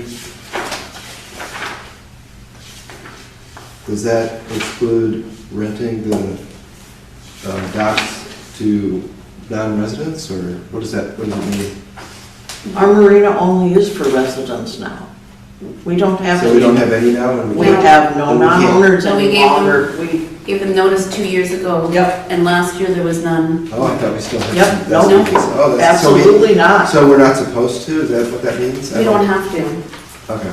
If you have non-owners in there, we would be paying a lot more for the lease. Okay. And just to understand what this lease means, we're leasing just the shore and the water area? Is that what it is? Mm-hmm. Yeah, I can see the actual. So up to the vegetation, or where does it actually stop? You have to go to the legal description of it. So yeah, I went through that several times and it wasn't really clear. I found it very confusing personally, Yeah. but it's the Because it same. talks about breakwater, which is land. I thought at one point it said, there were two things, and they said whichever's further, I guess. And I thought it said up to the vegetation, so maybe where the grass starts. Yeah, well, they're saying the beach. Okay, so none of the land, I mean. Well, that's why the Right. fence stops, Right. where the dog park fence plan, you know, Okay. stopped at the rock level. And the other question was, I mean, what if we didn't have this lease? What would that mean to us? I mean, what if they said they didn't want to lease it to us? Is that even on the table at all? Well, somebody has to manage the access, and we own all of the adjacent property, so if they did lease it to someone else, it would be awkward at best, but I guess they could choose to do that. I'm gonna bring this up, and I probably shouldn't, so everybody be aware. So, when we began looking at the dog area last year, we visited that area with Mike Brock. And I asked about the fact that there were no swim buoys up. And none of that area was marked, even though we were still, in theory, in a swim time. And he informed me that someone had been cutting the lines every time they put them out there. So I don't know who's doing this, but somebody had been cutting it repeatedly, Mike told us. Yes. We're in the group. And it's like, have we found a way that we're gonna be able to keep that intact this year? No. Because last year, there were boats that came in clear to the shore because there's no buoys out there because they keep cutting things. If someone knows of an unseverable line, I guess we could buy titanium I line. was just gonna say, shady. Well, there's your $70,000. Yeah, exactly. I don't know what to tell you. We used to have many A-frame signs placed to define the borders of the dog park from the 2020 policy, and they would be constantly defaced, ripped, thrown into the ocean, or the water. Lake. Yeah. Like the picnic tables.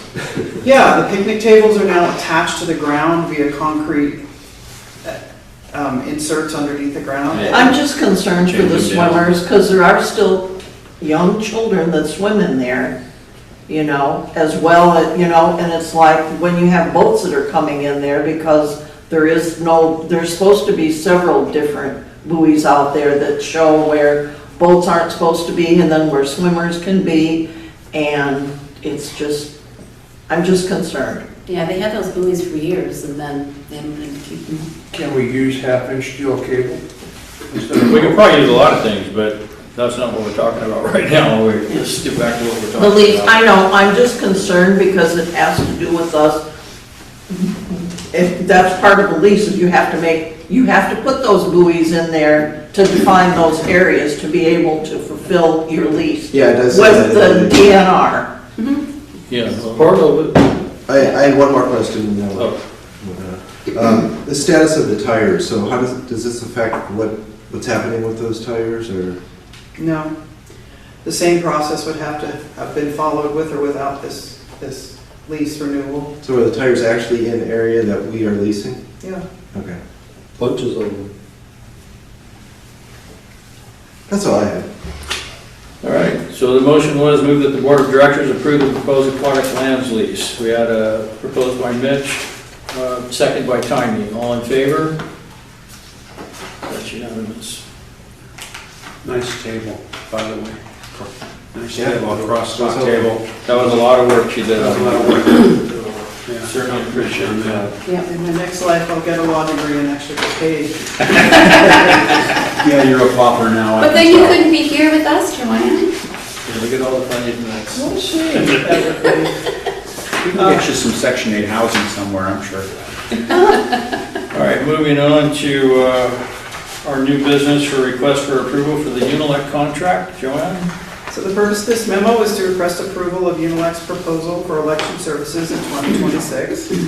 As directed by the Board of Directors, as was recommended by the Nominations and Elections Committee, I worked with Unilect to negotiate a contract for election services in support of the 2026 Annual General Meeting. The services covered by the contract are similar to those provided in 2025. Specifically, the contract describes a hybrid election process where members who opt in can vote electronically while all others are sent a ballot by mail. Members can also choose to vote in person on the day of the AGM. In 2026, a copy of the proposed revisions to the bylaws will be mailed to residents who receive a paper ballot. The additional printing and postage of that effort increases the cost of the election considerably. Unilect is an experienced provider of election services that has supported many national and regional elections. You can read all the details of their experience in their proposal, which was attached to this memo. Additionally, Unilect has worked with SVCA since 2020. They're familiar with our specific requirements and have demonstrated their ability to manage complicated projects. Because Sudden Valley's election process is complicated, working with a proven partner is important. The 2026 operational budget includes $24,000 in funding for the AGM. The estimated cost from Unilect for the 2026 election is $42,412.25, leaving a shortfall of $18,412.25. I request that the Board of Directors authorize the General Manager to sign the proposed contract with Unilect for 2026 election services and approve additional funding from UDR in the amount of $18,412.25. All right, I'll read the motion and we can have questions. I move that the Board of Directors authorize the GM to sign the proposed contract with Unilect for 2026 election services and approve additional funding from UDR in the amount of $18,412.25. Second. Thank you. Questions? By the way, I should point out with Linda's recommendation, that's 14,000 of it right there, with freeing up the UDR, those obligated amounts. So can I ask why the operational budget includes 24,000, but it has a shortfall of 18,000? Did it jump up to 42,000? Yes, and it's because of the additional printing and postage that's necessitated by mailing everyone a 27-page booklet of the bylaws. Joanne, will you explain Wakiowa a little bit, or I think the board needs to know that.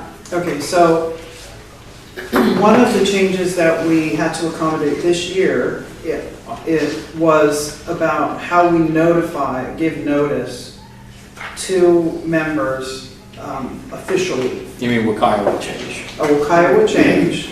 So a change to the law in Washington State requires us to give notice in a different way. For example, we previously gave meeting notice by posting in a public space at the clubhouse and by posting online.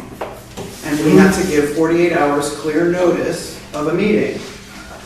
Now we have to give 14 days clear notice, and the notice cannot be posted on a public place. It must be delivered via USPS to the registered mail address of the member.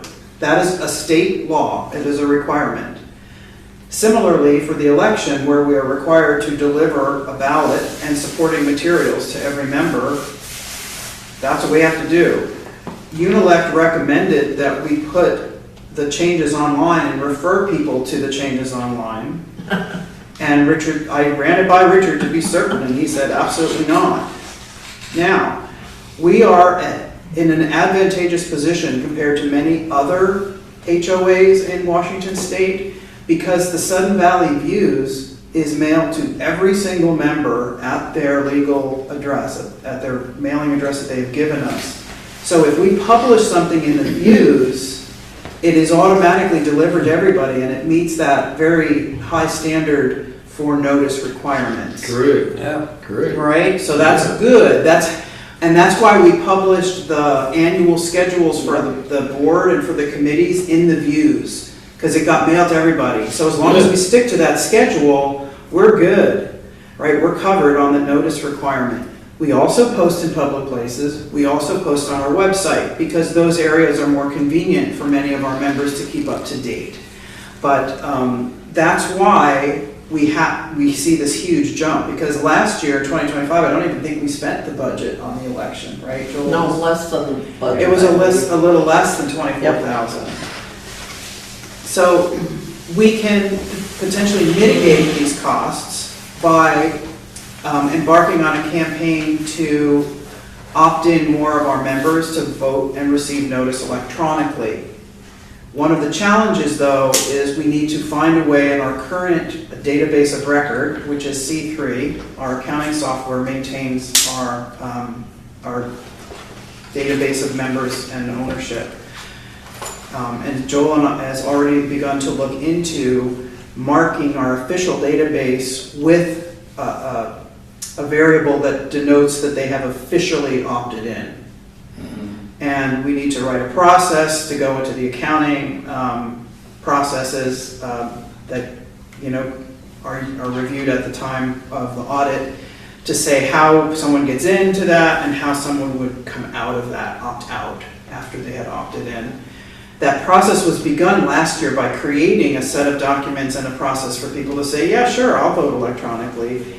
Now we have to actually make it practical by putting it into our official database of record and creating all these processes around how we maintain it. But as I said, I think there's an opportunity for us to have a campaign following the completion of the rental, so we could start it in June. The rental registration is taking a lot of time right now for administration, but that ends at the end of May. We could do this campaign I'm talking about and significantly increase the number of people who receive notice electronically. That would diminish these costs. But I think we do need to have funding available, and in anticipation that we might not hit a 98% collection rate, and being very mindful of the funds that we have available in operations, that's why I'm asking for this money. We have no option. That's something that Joanne and I have discussed. Because for me, I'm saying for state law, we should be able to change our bylaws because it has to meet state law. But what Kyle and Richard say, no, our bylaws have to be approved by the membership.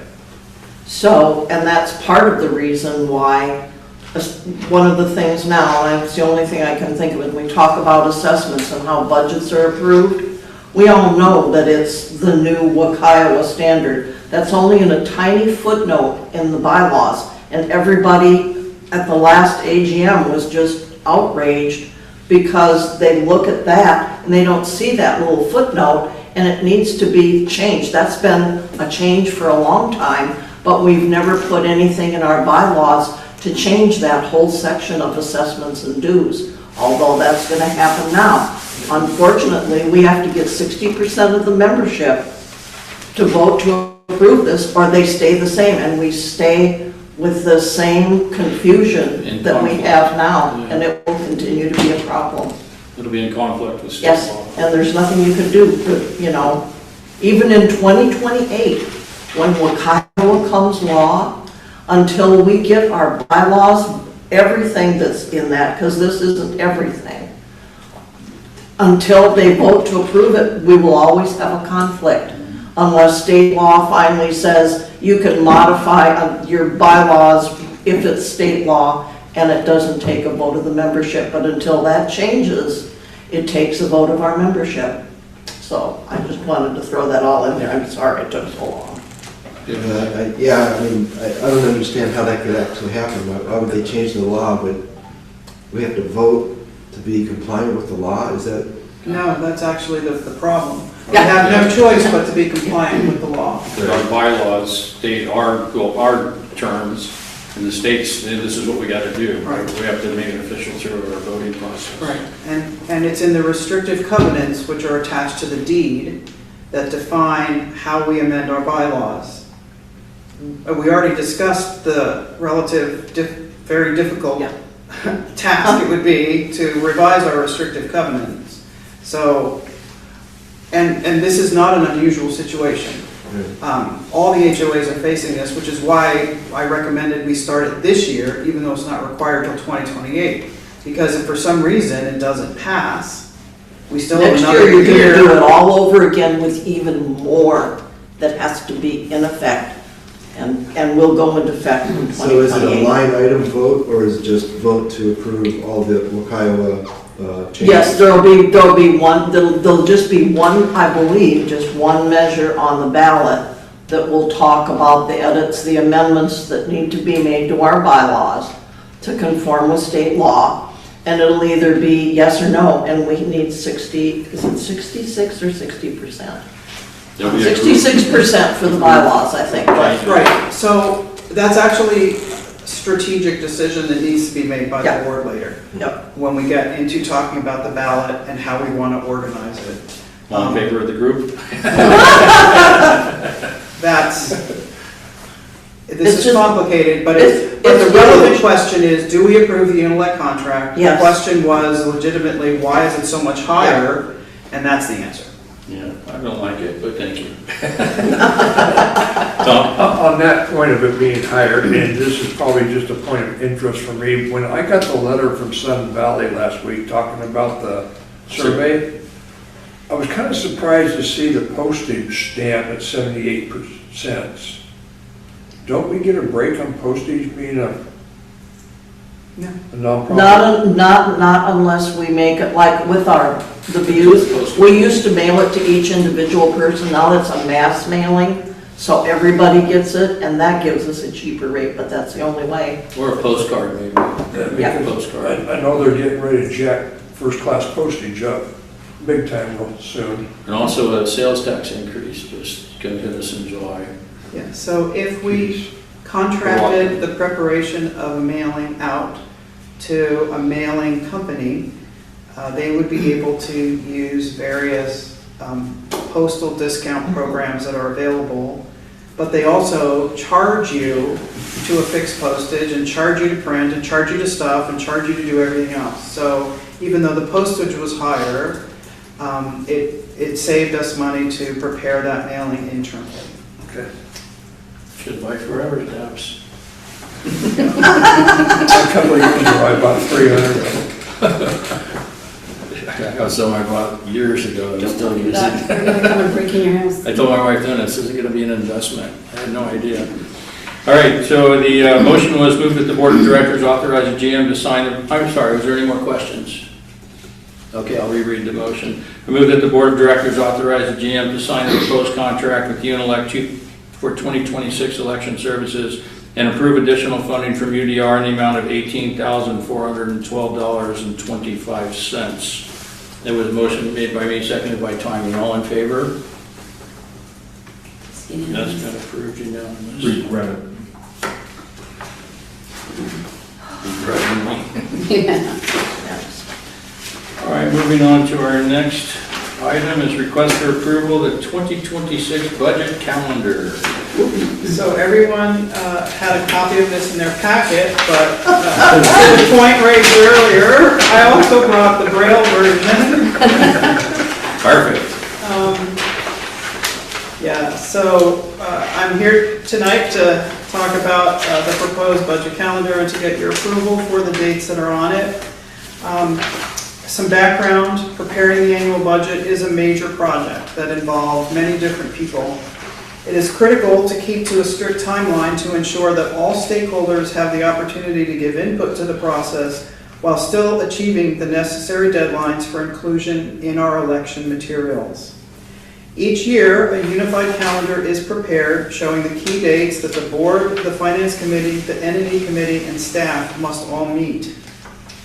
The proposed calendar for 2026 was provided to all of you. It's been reviewed by the finance director, Joel, and the entity committee. It follows the pattern of past years while accounting for the differences in the date of the AGM and how our holidays fall.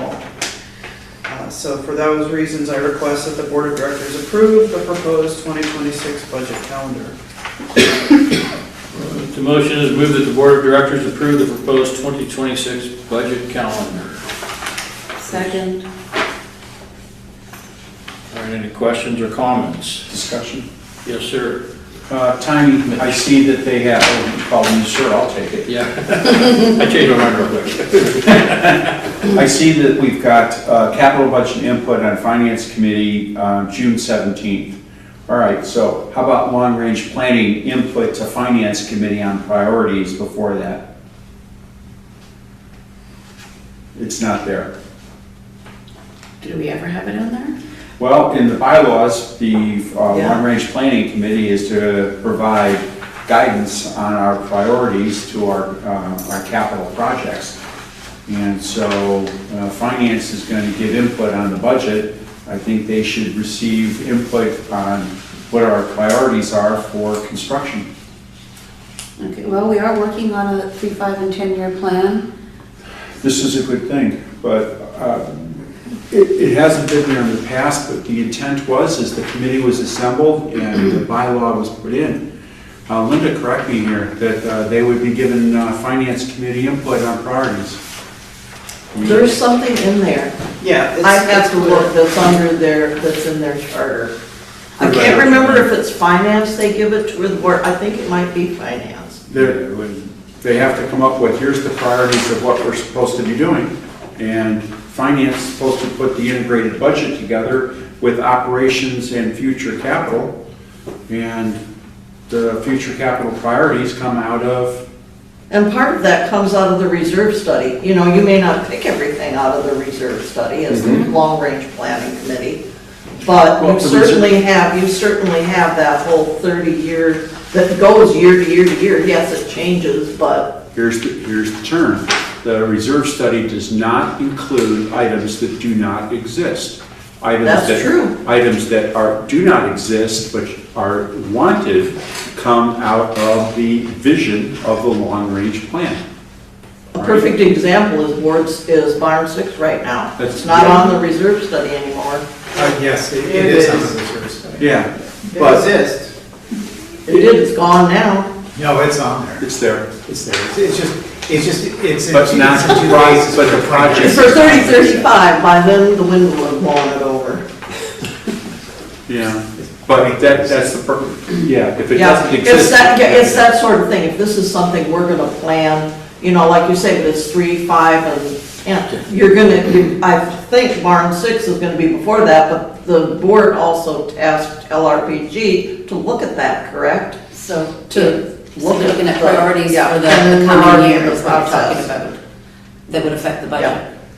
So my point was that possibly putting in a line in here to say, hey, long-range planning, we need input to finance, so finance knows they're gonna put this consolidated plan together, but it should include what doesn't exist now, but is desired by long-range planning or suggested by long-range planning. Is there And any then reason the board on, makes the decision. is there not any reason on 617 where it says finance committee meeting, the capital budget input, it couldn't be a joint meeting between finance and LRPG? But they still have to have something ready for it. Yes. But I think it's a great idea. You know, but I'm saying that would be a really good way to have a discussion between both groups. Joint meetings are productive. We could do that. Did you want to add anything? No, I noticed that omission myself, and it actually led to complications in the current capital budget for SURF because we included a loan which we can't actually take out because it's to build a building we're not ready to build yet. Right? But at the time that the budget was prepared, that's the information that was given to finance. And so that's how the budget ended up, right? So to have more involvement from long-range planning in this capital budget cycle would be a good thing. Because it would give LRPG about a month to start formulating that, because it's like, we're now where we're at. Well, we just had our meeting last week. Our next one is not until June 4th. Give you just enough time. Well, just enough time. One of the things that can be done with committees, since we are constrained,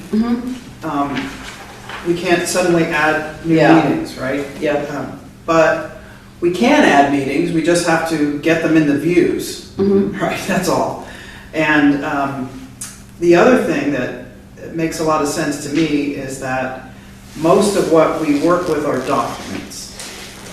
And we can hand documents back and forth, we can annotate documents, we can share those annotations, and effectively produce work product outside of a meeting. Staff work. Right, and come together in the meeting to perhaps have a final discussion or refine that work and then approve it as a product of the committee. So not everything has to happen in real time. You can be asynchronous and use documents to virtually move the work forward.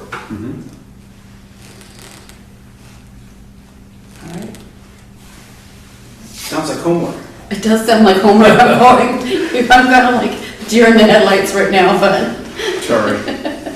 that's okay. I've been there before. Well, I have some ideas. Perhaps we can meet. and Yeah, then we discuss that. can send, try to get the materials to the committee and get some input and then deal with them on the June 4th meeting.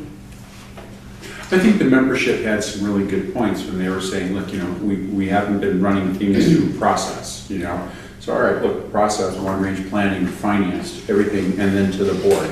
And here's an opportunity to use process correctly.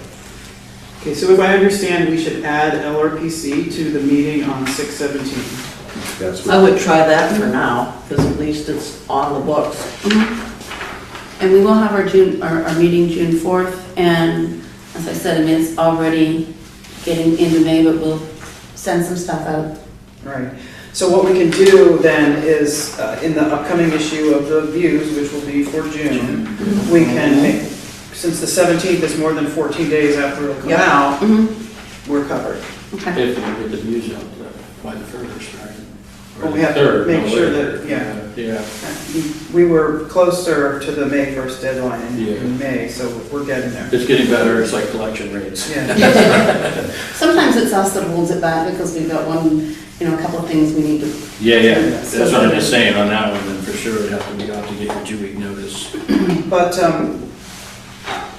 just as to contribute to this discussion, I told you all earlier that we had close to 600 responses to the survey, and I've been reading them, and looking at them, and overall the results are extremely positive. People love living in Sudden Valley, overwhelmingly, and they overwhelmingly are saying that they're satisfied with the work we're doing to maintain amenities. Obviously some people are not satisfied, but the majority of people are satisfied, and those proportions are very helpful. And in reading through the open-ended comments, many people took the time to type a significant amount of information in there that they wanted to communicate.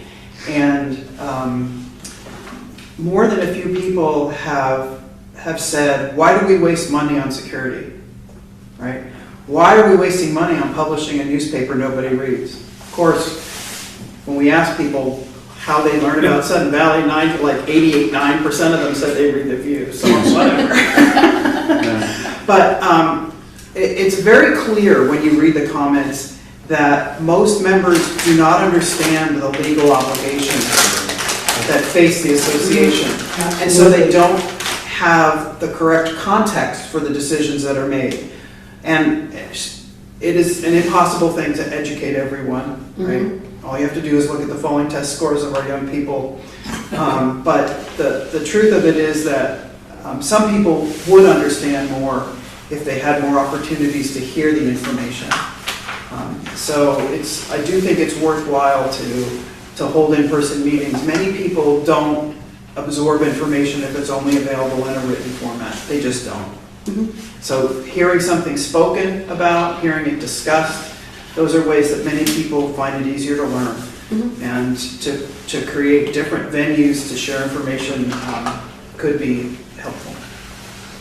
Yeah, I agree with you. It is amazing to me. I hear a lot of times people make public comments here about stuff we discussed 2 meetings ago. They have no concept of it at all. Where'd that come from? Yeah, it's like, this is ridiculous, and it's like, I don't know how to get more information out to more people. We have the views, we have e-blast, I don't know, but billboards outside with flashing lights out. You didn't go to their house and explain it to them while they were sitting on their couch. Yeah. It doesn't. It is amazing. Even flashing signs don't work. I go through the border all the time, coming back to the States. It says all along flashing, and it changes, like, so it's not just like the one, like it says, please do not block yellow sensors. And it's, going like this, and then it'll change, and then it'll go back to please do not block yellow sensors. And there's a car sitting there blocking the yellow sensor almost every time, and it's like, I'll say to the guard, like, I wish there was a way you could tell people not to block these sensors. He goes, I know. So people don't listen. All right, so Linda, I'd like to make a suggestion, because Daniel asked about this, and it would probably be real good if we thought about this, about when we plan to have a survey, a town hall about the survey. I would suggest 8/1. It's in between when the board gets, all of July, a lot of July is going to be taken up by us receiving the operational and capital budgets, the audit work, then we have the Valley Fair. Then August takes us into when we start putting the books together and stuff, at least the voting booklet. Hopefully by then we will also have the bylaws ready to go, and that'll be all done. Maybe it can even go to the printer early just to get printed, to get put in there. I don't know how they're going to do that. I'm still curious to know that. But I think 8/1 would be good. It would separate it, and it would give people a chance to have the survey, but then the middle of August is when we have the town hall on the budget.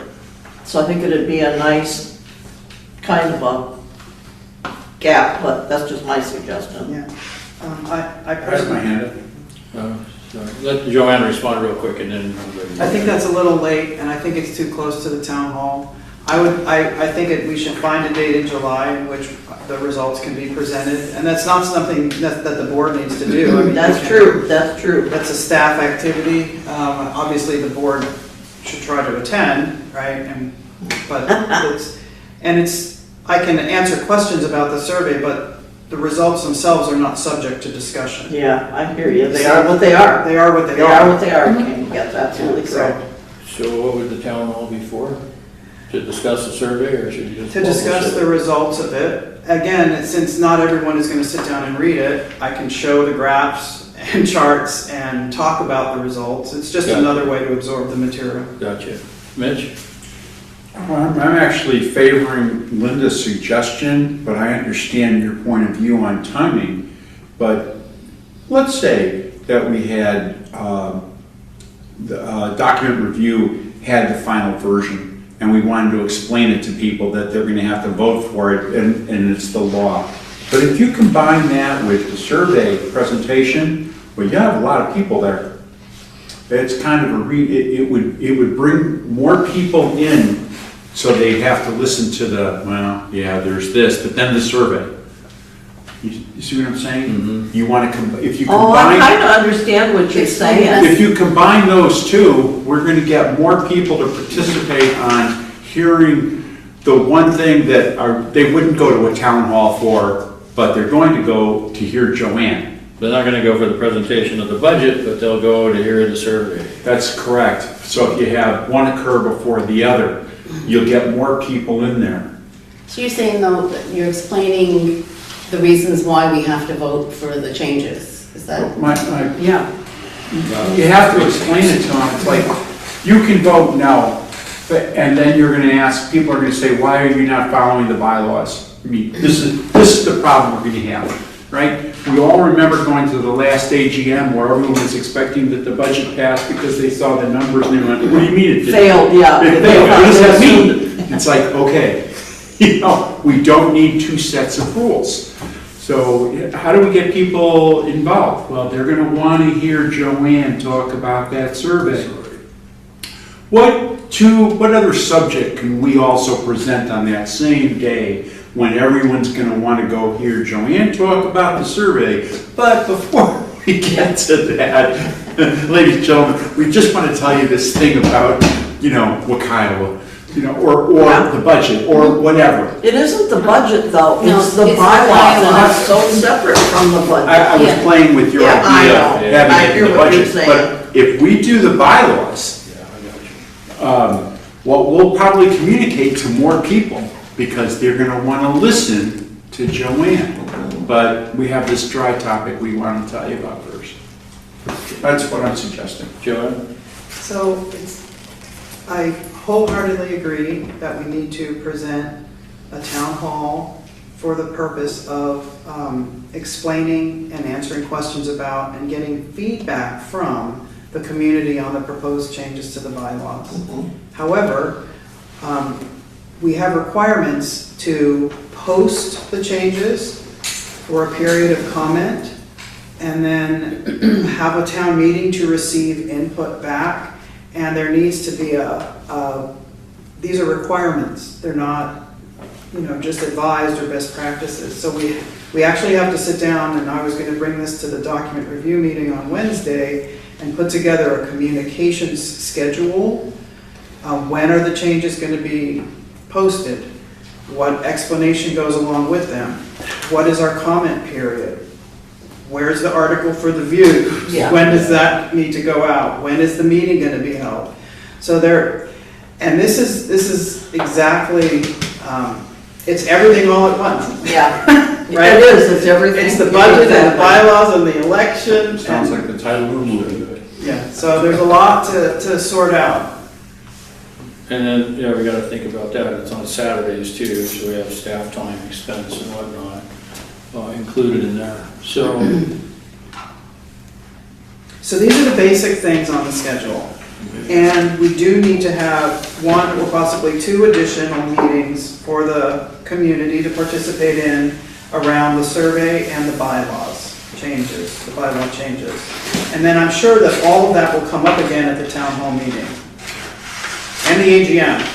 And people will stand up at the AGM and say, no one ever told me. Exactly.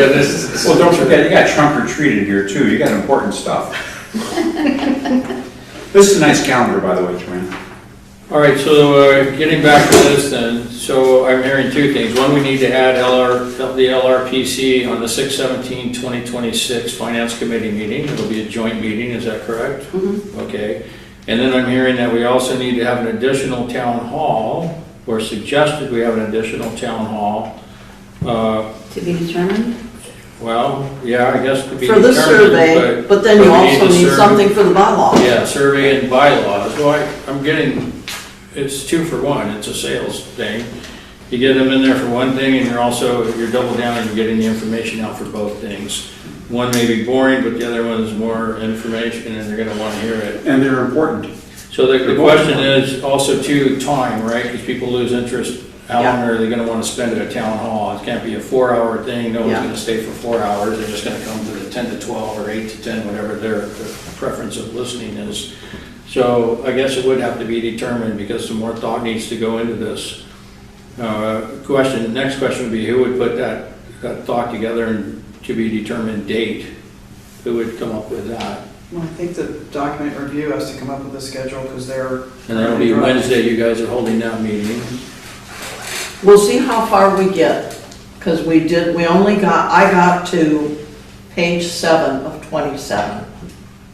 I'm now all done with it, I have marked up all of the stuff, and I have one last question that I need to read a document, and then I'll know the answer to my question. Okay. But I don't know where all the other group is. Joanne's gonna join us, and we're gonna do it online. We can do it as long as we want. She'll do the shared document, and we'll just go through the attorney's recommendations. Yeah, which we should be following. Yeah.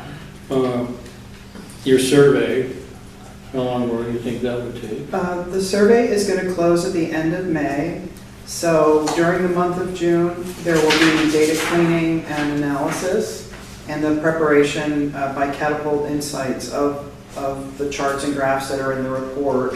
From their report, I'll prepare in June my presentation. So anytime in July. It sounds like, yeah, July. Yeah. I really, and we have to give time for public comment. So I think that the ideal timing is going to be in July, and we can settle on the exact date, perhaps on Wednesday at the document review meeting. That's why I said 8, that's why I went as far as 8-1 with stuff, to make sure that there's posting and all that stuff that's got to be done. So that might take up July. We know that we're going to add another community meeting in the month of July, and we'll settle on the date based on the document review meeting to be held on Wednesday, but it sounds like the rest of this is okay with people. That would be Wakayama and survey. Very good. I'd like to call the question on the... Yes, sir. You have a motion on the floor, is that correct? Mm-hmm. I did, and it's already been seconded, yeah. Well, we can amend the motion. I can just, or we can take a vote on it and not vote on it. I'll vote against it and re-motion We it. really don't have to vote on it, I don't think. It's just we need to have the discussion and It's a living document right now. Yeah, actually, that's a good point. And It's just nobody working, has, it's just discussion. nobody has any objections, let me put it that way. Are there any objections to the changes that were brought forward tonight? No. All right. Just we need to be dealing with document. Yeah, we're good. We got a lot to think about. And I would ask that people are aware of the dates for the board to review and approve the ballot and the measures and all of the good stuff. And all of the board dates are shown in blue. Those are important meetings, so if you can arrange your other Your vacations around there. Yeah, because we definitely need to make quorum on those days to do those important things. No, I can tell you right now, I won't be there for the meeting on the 9th in July. Good question. That's interesting. Well, I'm sorry, it's been booked for months. Yeah, I may not either. So. That's what I said, that's interesting. I don't know when I'm going. Ray has a question. Ray, you're not you? Oh, you have a question? You know, the survey, I filled it out today. The response is good so far. We're hoping for 1,000 yet. So in anticipation of the results, I'm hoping that the community is excited about it, as we all are. It will be printed in the View, I'm thinking, whatever is going to be in a town meeting or whatever. But we're receiving that through the report that we get from these people that we paid lots of money. And these results that we get, like, I mean, you know, people that are interested in the Senior Citizen Center, we'll see that come up. And then we'll take the board, we'll focus on these items that we're hearing from the community, or does it go to long-range planning committee? What is it? How do we take those results and move them into? How do you use it? How do you use it? Yeah.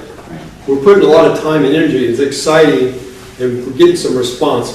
But we need to know, how can we follow up? We haven't read it yet, but we need to be prepared how we're going to actually move on if we get some good stuff like that.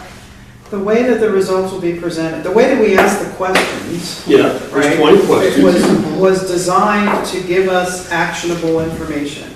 So we will understand if there's a conflict between, do we put budget towards project A or project B?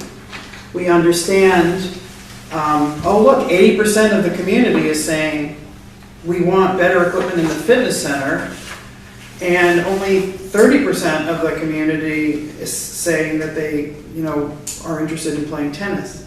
So if we have to make a decision between fixing the tennis courts or buying new equipment for the fitness center, it's a no-brainer. More people want equipment in the fitness center than want to play tennis. And there's also lots of input in the comments that you can read through, and there's also demographic information that'll come out of this. For example, right now, the results show that about 45% of the households have a dog. About 55% of households don't have a dog. Only 25% of households have children under the age of 18. That's really interesting to me because that's hugely skewed. That's very different than the general population. Are we expecting sort of a narrative that they give us too, or is it just hard? There will be some of that. Okay. But it's more like graphics and bullet points and observations, and the observations will be couched in researchy terms. A plurality of people responded to say, and a lot of people don't get that, and I don't blame them. But not only will we have the summary of information in a graphic format, but we will also have very detailed tabulations so that I'll be able to say in Division 16, there's a higher proportion of children than in Division 28. Literally, we'll be able to go down to that level and understand the composition of it. We'll know the mean home value for the association. We'll know if the home value is a determining factor for your decision making.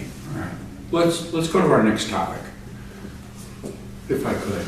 Are you tired? Yes, I am. We still got closed session. We still have closed session. We Yeah, have we still got one more to go, then closed session, so. Okay, so we're good with the schedule as it is. And we'll look at filling it out Working more, on it, yeah. getting it filled out as we go. All right, our next thing is item number C, fines and fee schedules, revisions to such. Joanne?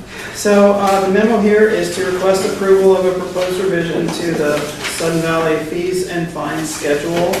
The pet regulation section of the fees and fines schedule is not clear regarding exactly what infractions of the rules may result in a fine. I printed the section as it appears currently and suggested revisions. So the current fees and fines schedule has a statement, including but not limited to uncontrollable at-large barking and nuisance dogs. And I've suggested that we refer people to the rules and regulations for a full list of rules applying to pets, but that we actually create a statement with a fine attached to it that if your dog is off-leash, outside of an approved off-leash area, not leash, sorry, if the owner is right there, it's still a fine, but it's a smaller fine than if a dog is just roaming free in the neighborhood. And then, of course, the problem we have with the roaming dog is how do we know what house it belongs to find the owner of the dog? But that's a different problem. So that's the proposal to kind of clean it up. And I would request that you approve as shown or revise it to meet your needs. Yeah, so part of the purpose on this is actually states off-leash, because at large is what used to be off-leash, right? So this actually states off-leash, so there's no misunderstanding about it. Going back to people not reading signs, so, we visited a dog park a lot over this last year and talked to a lot of people using it, and one of the people said to me, you should have signs up saying your dogs need to be on leash when you leave the parking lot. Turn around and look, there's like 6 of them, but nobody sees a sign, so it's just a strange thing. So now we clearly have a defined off-leash penalty. It was still always there. It's not like we're creating one. It was always there, but in the at-large category. And Joanne actually reduced it. The original fine was $50 for your first violation. Now the off-leash for your first violation is $25. Those are incremental. Second violation, $50. Third violation, $75. Fourth violation, oh no, you can't use the dog park. I don't know what will happen at this point, but as we all know, and people state it all the time, and I appreciate Barbara Mickelson actually put harder. She actually posted something on Facebook, which was great, to please start leashing your dogs up when you leave the parking lot, because everybody knows, even here, we all know that they don't do that. So I really appreciated that effort. Too bad it wasn't done a few years ago. And the other thing I want to say about the dog park, everyone says, oh, it's been that way for years. No, the dog park increased that size, which is actually the wrong size. It's not what it was to approved in 2021. It was increased for COVID. So it wasn't increased for any other reasons other than social distancing, and it clearly states that in that proposal. So I just wanted to point that out. But at least we have an off-leash thing now on this here, and I'll read the motion, and if we have any questions or comments, we can go forward. I move that the Board of Directors approve the fees and fines revisions as shown. Second. Thank you, Linda. Okay, questions or comments? Go Daniel. Yeah, I think there have been a lot of dogs running all over the place, and I do think, and that's why I am for a fence. A lot of dog people do want a fence. It's a delineation. This is where you can have your dog loose. Right now, it's kind of, it's always, it's been like this for a long, since I've been here, it's like the whole place is the dog park. I want a fence because then, this is not where, you can't have your dog running around outside of this area.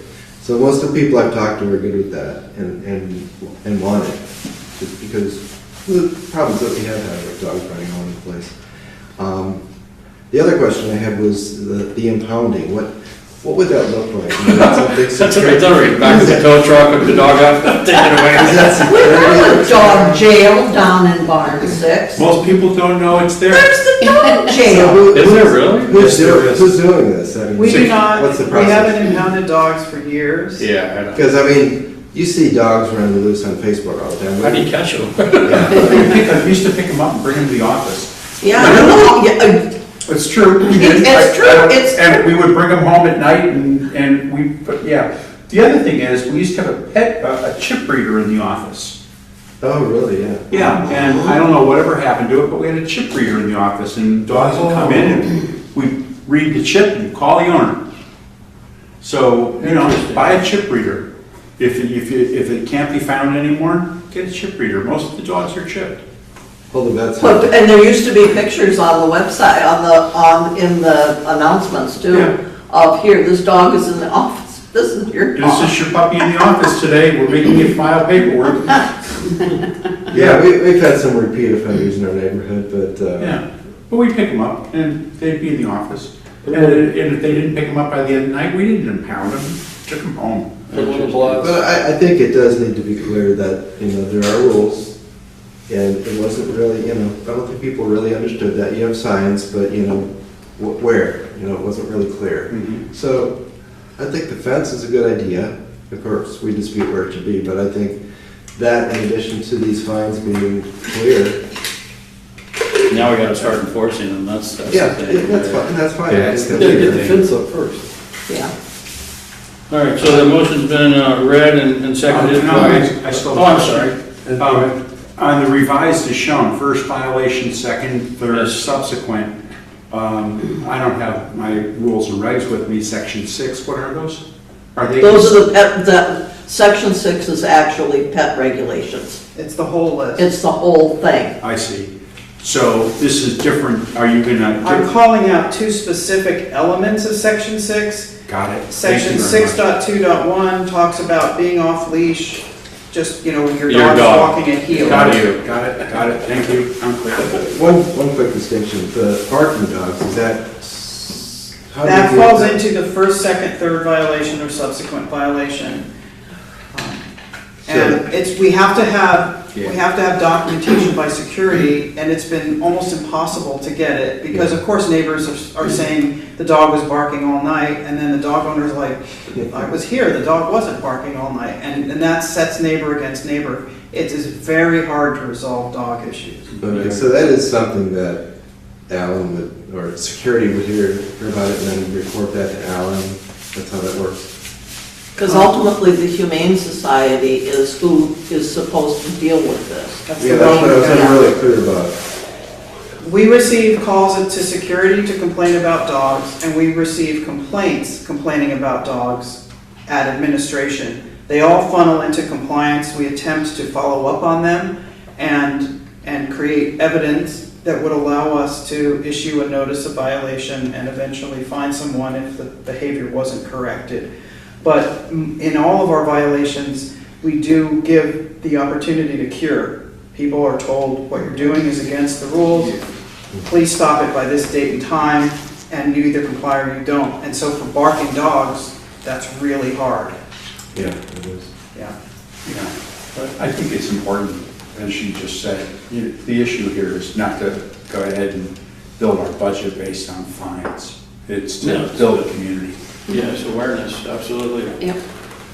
All right, all in favor of, oh, Tom, I'm sorry. Yeah, just kind of quickly, 6.2.1, we're starting fines at $25, where all other violations start at 50. I'm thinking 25 is a little bit lenient, because I think that's one's going to be flagrantly violated multiple times. And then also, rules and regulations stipulate a maximum leash length of 8 feet. Were we going to discuss changing that to 6 feet? I think 8 feet is state law.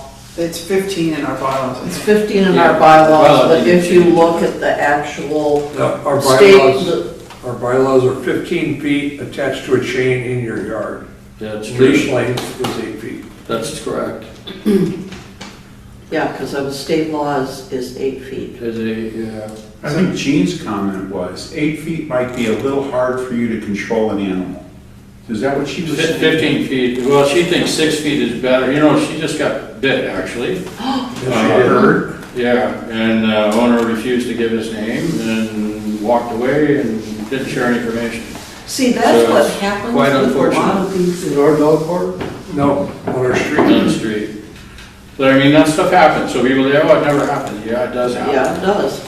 You know, and you're talking to a person who was a veterinarian, right? So she's very well aware of animals and things, and so she didn't pursue anything further, but I was flabbergasted by it. I couldn't believe it. Keep walking, pal, I'm following you. But the leash thing, Tom is correct. It's 15 feet if your dog is in your yard and staked to your yard, where we see people walking the streets on my street with no leashes. They do it quite often.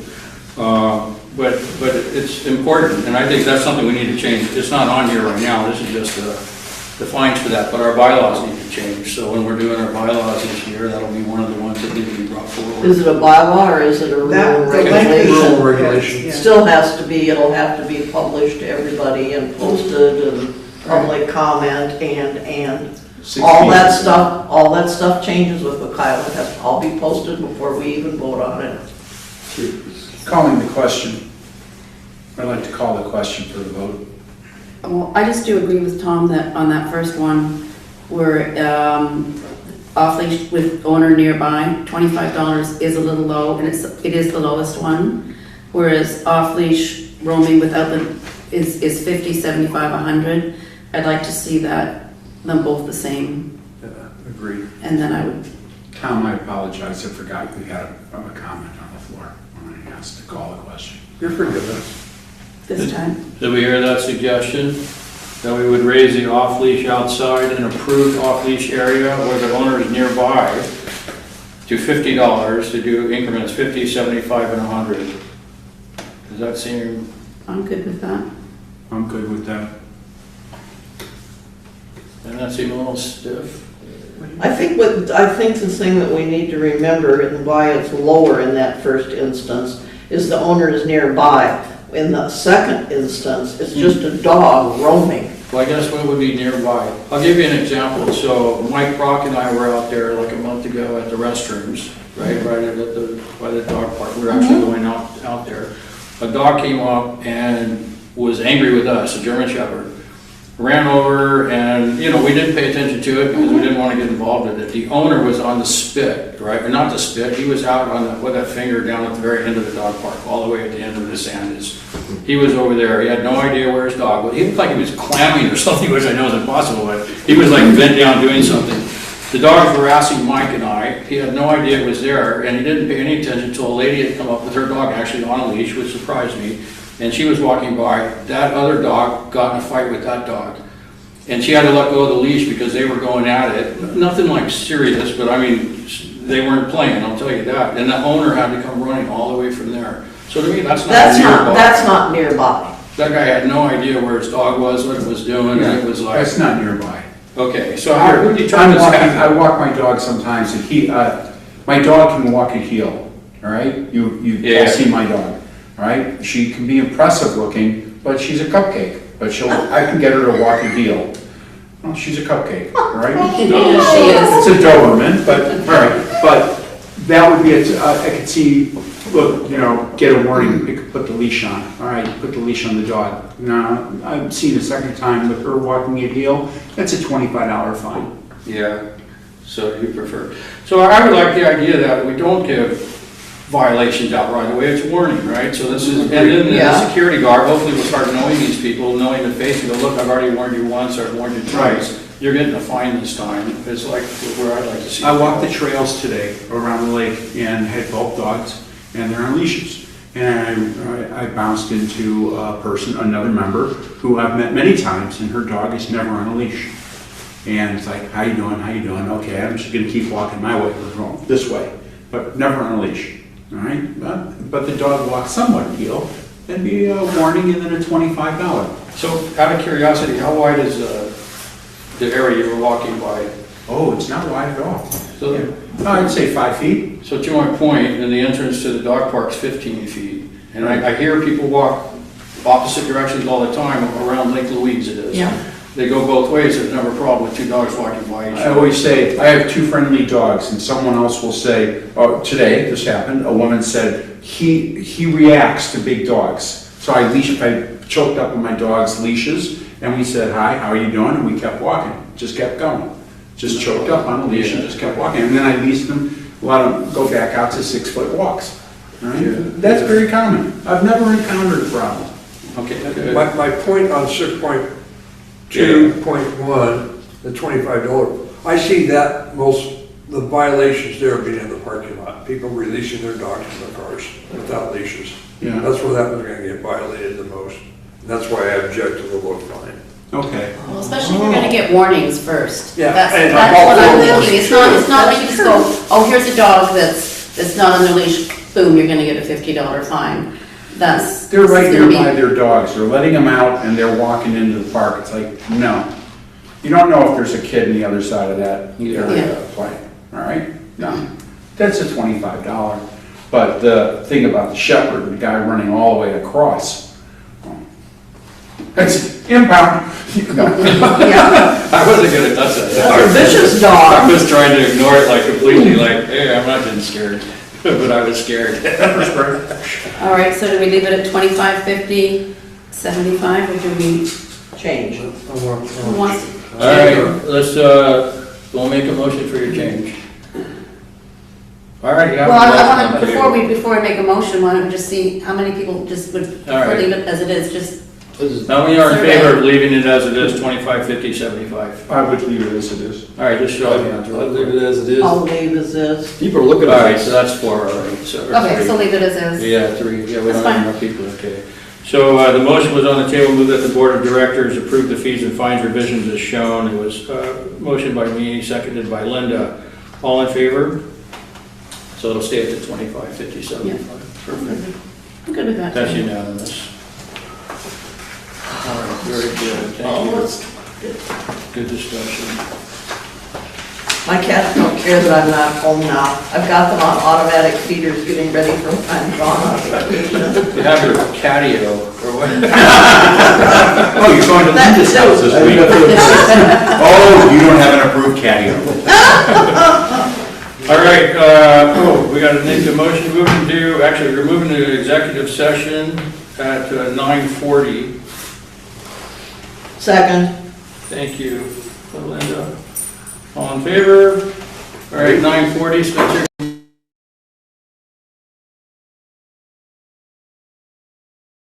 Recording in progress. Okay, make a motion to bring the board back into open session at 10:17 PM. I'll second that. Thank you, Mitch. Alright, action taken during closed session. There was action taken. I move that the board of directors approve our general manager to move forward with an employment contract. Second. Thank you, Tony. All in favor? Aye. Thank you. That's unanimous. I move that the board of directors approve the addition of our general manager to our board email account. Second. Who seconded that? Tom beat me. Tom. All in favor? That is unanimous. And Tony, I've got the last one. Yeah. Move to authorize the general manager to contact legal counsel and conclude legal settlement as discussed. Second. Thank you, Linda. All in favor? That is unanimous. Okay, make a motion to adjourn our meeting at 10:18 PM. Second. You can have that one, Linda. Thank you. All in favor? That's unanimous. And then some. It's a wrap. Thank you, I like Spencer. your proposal for Main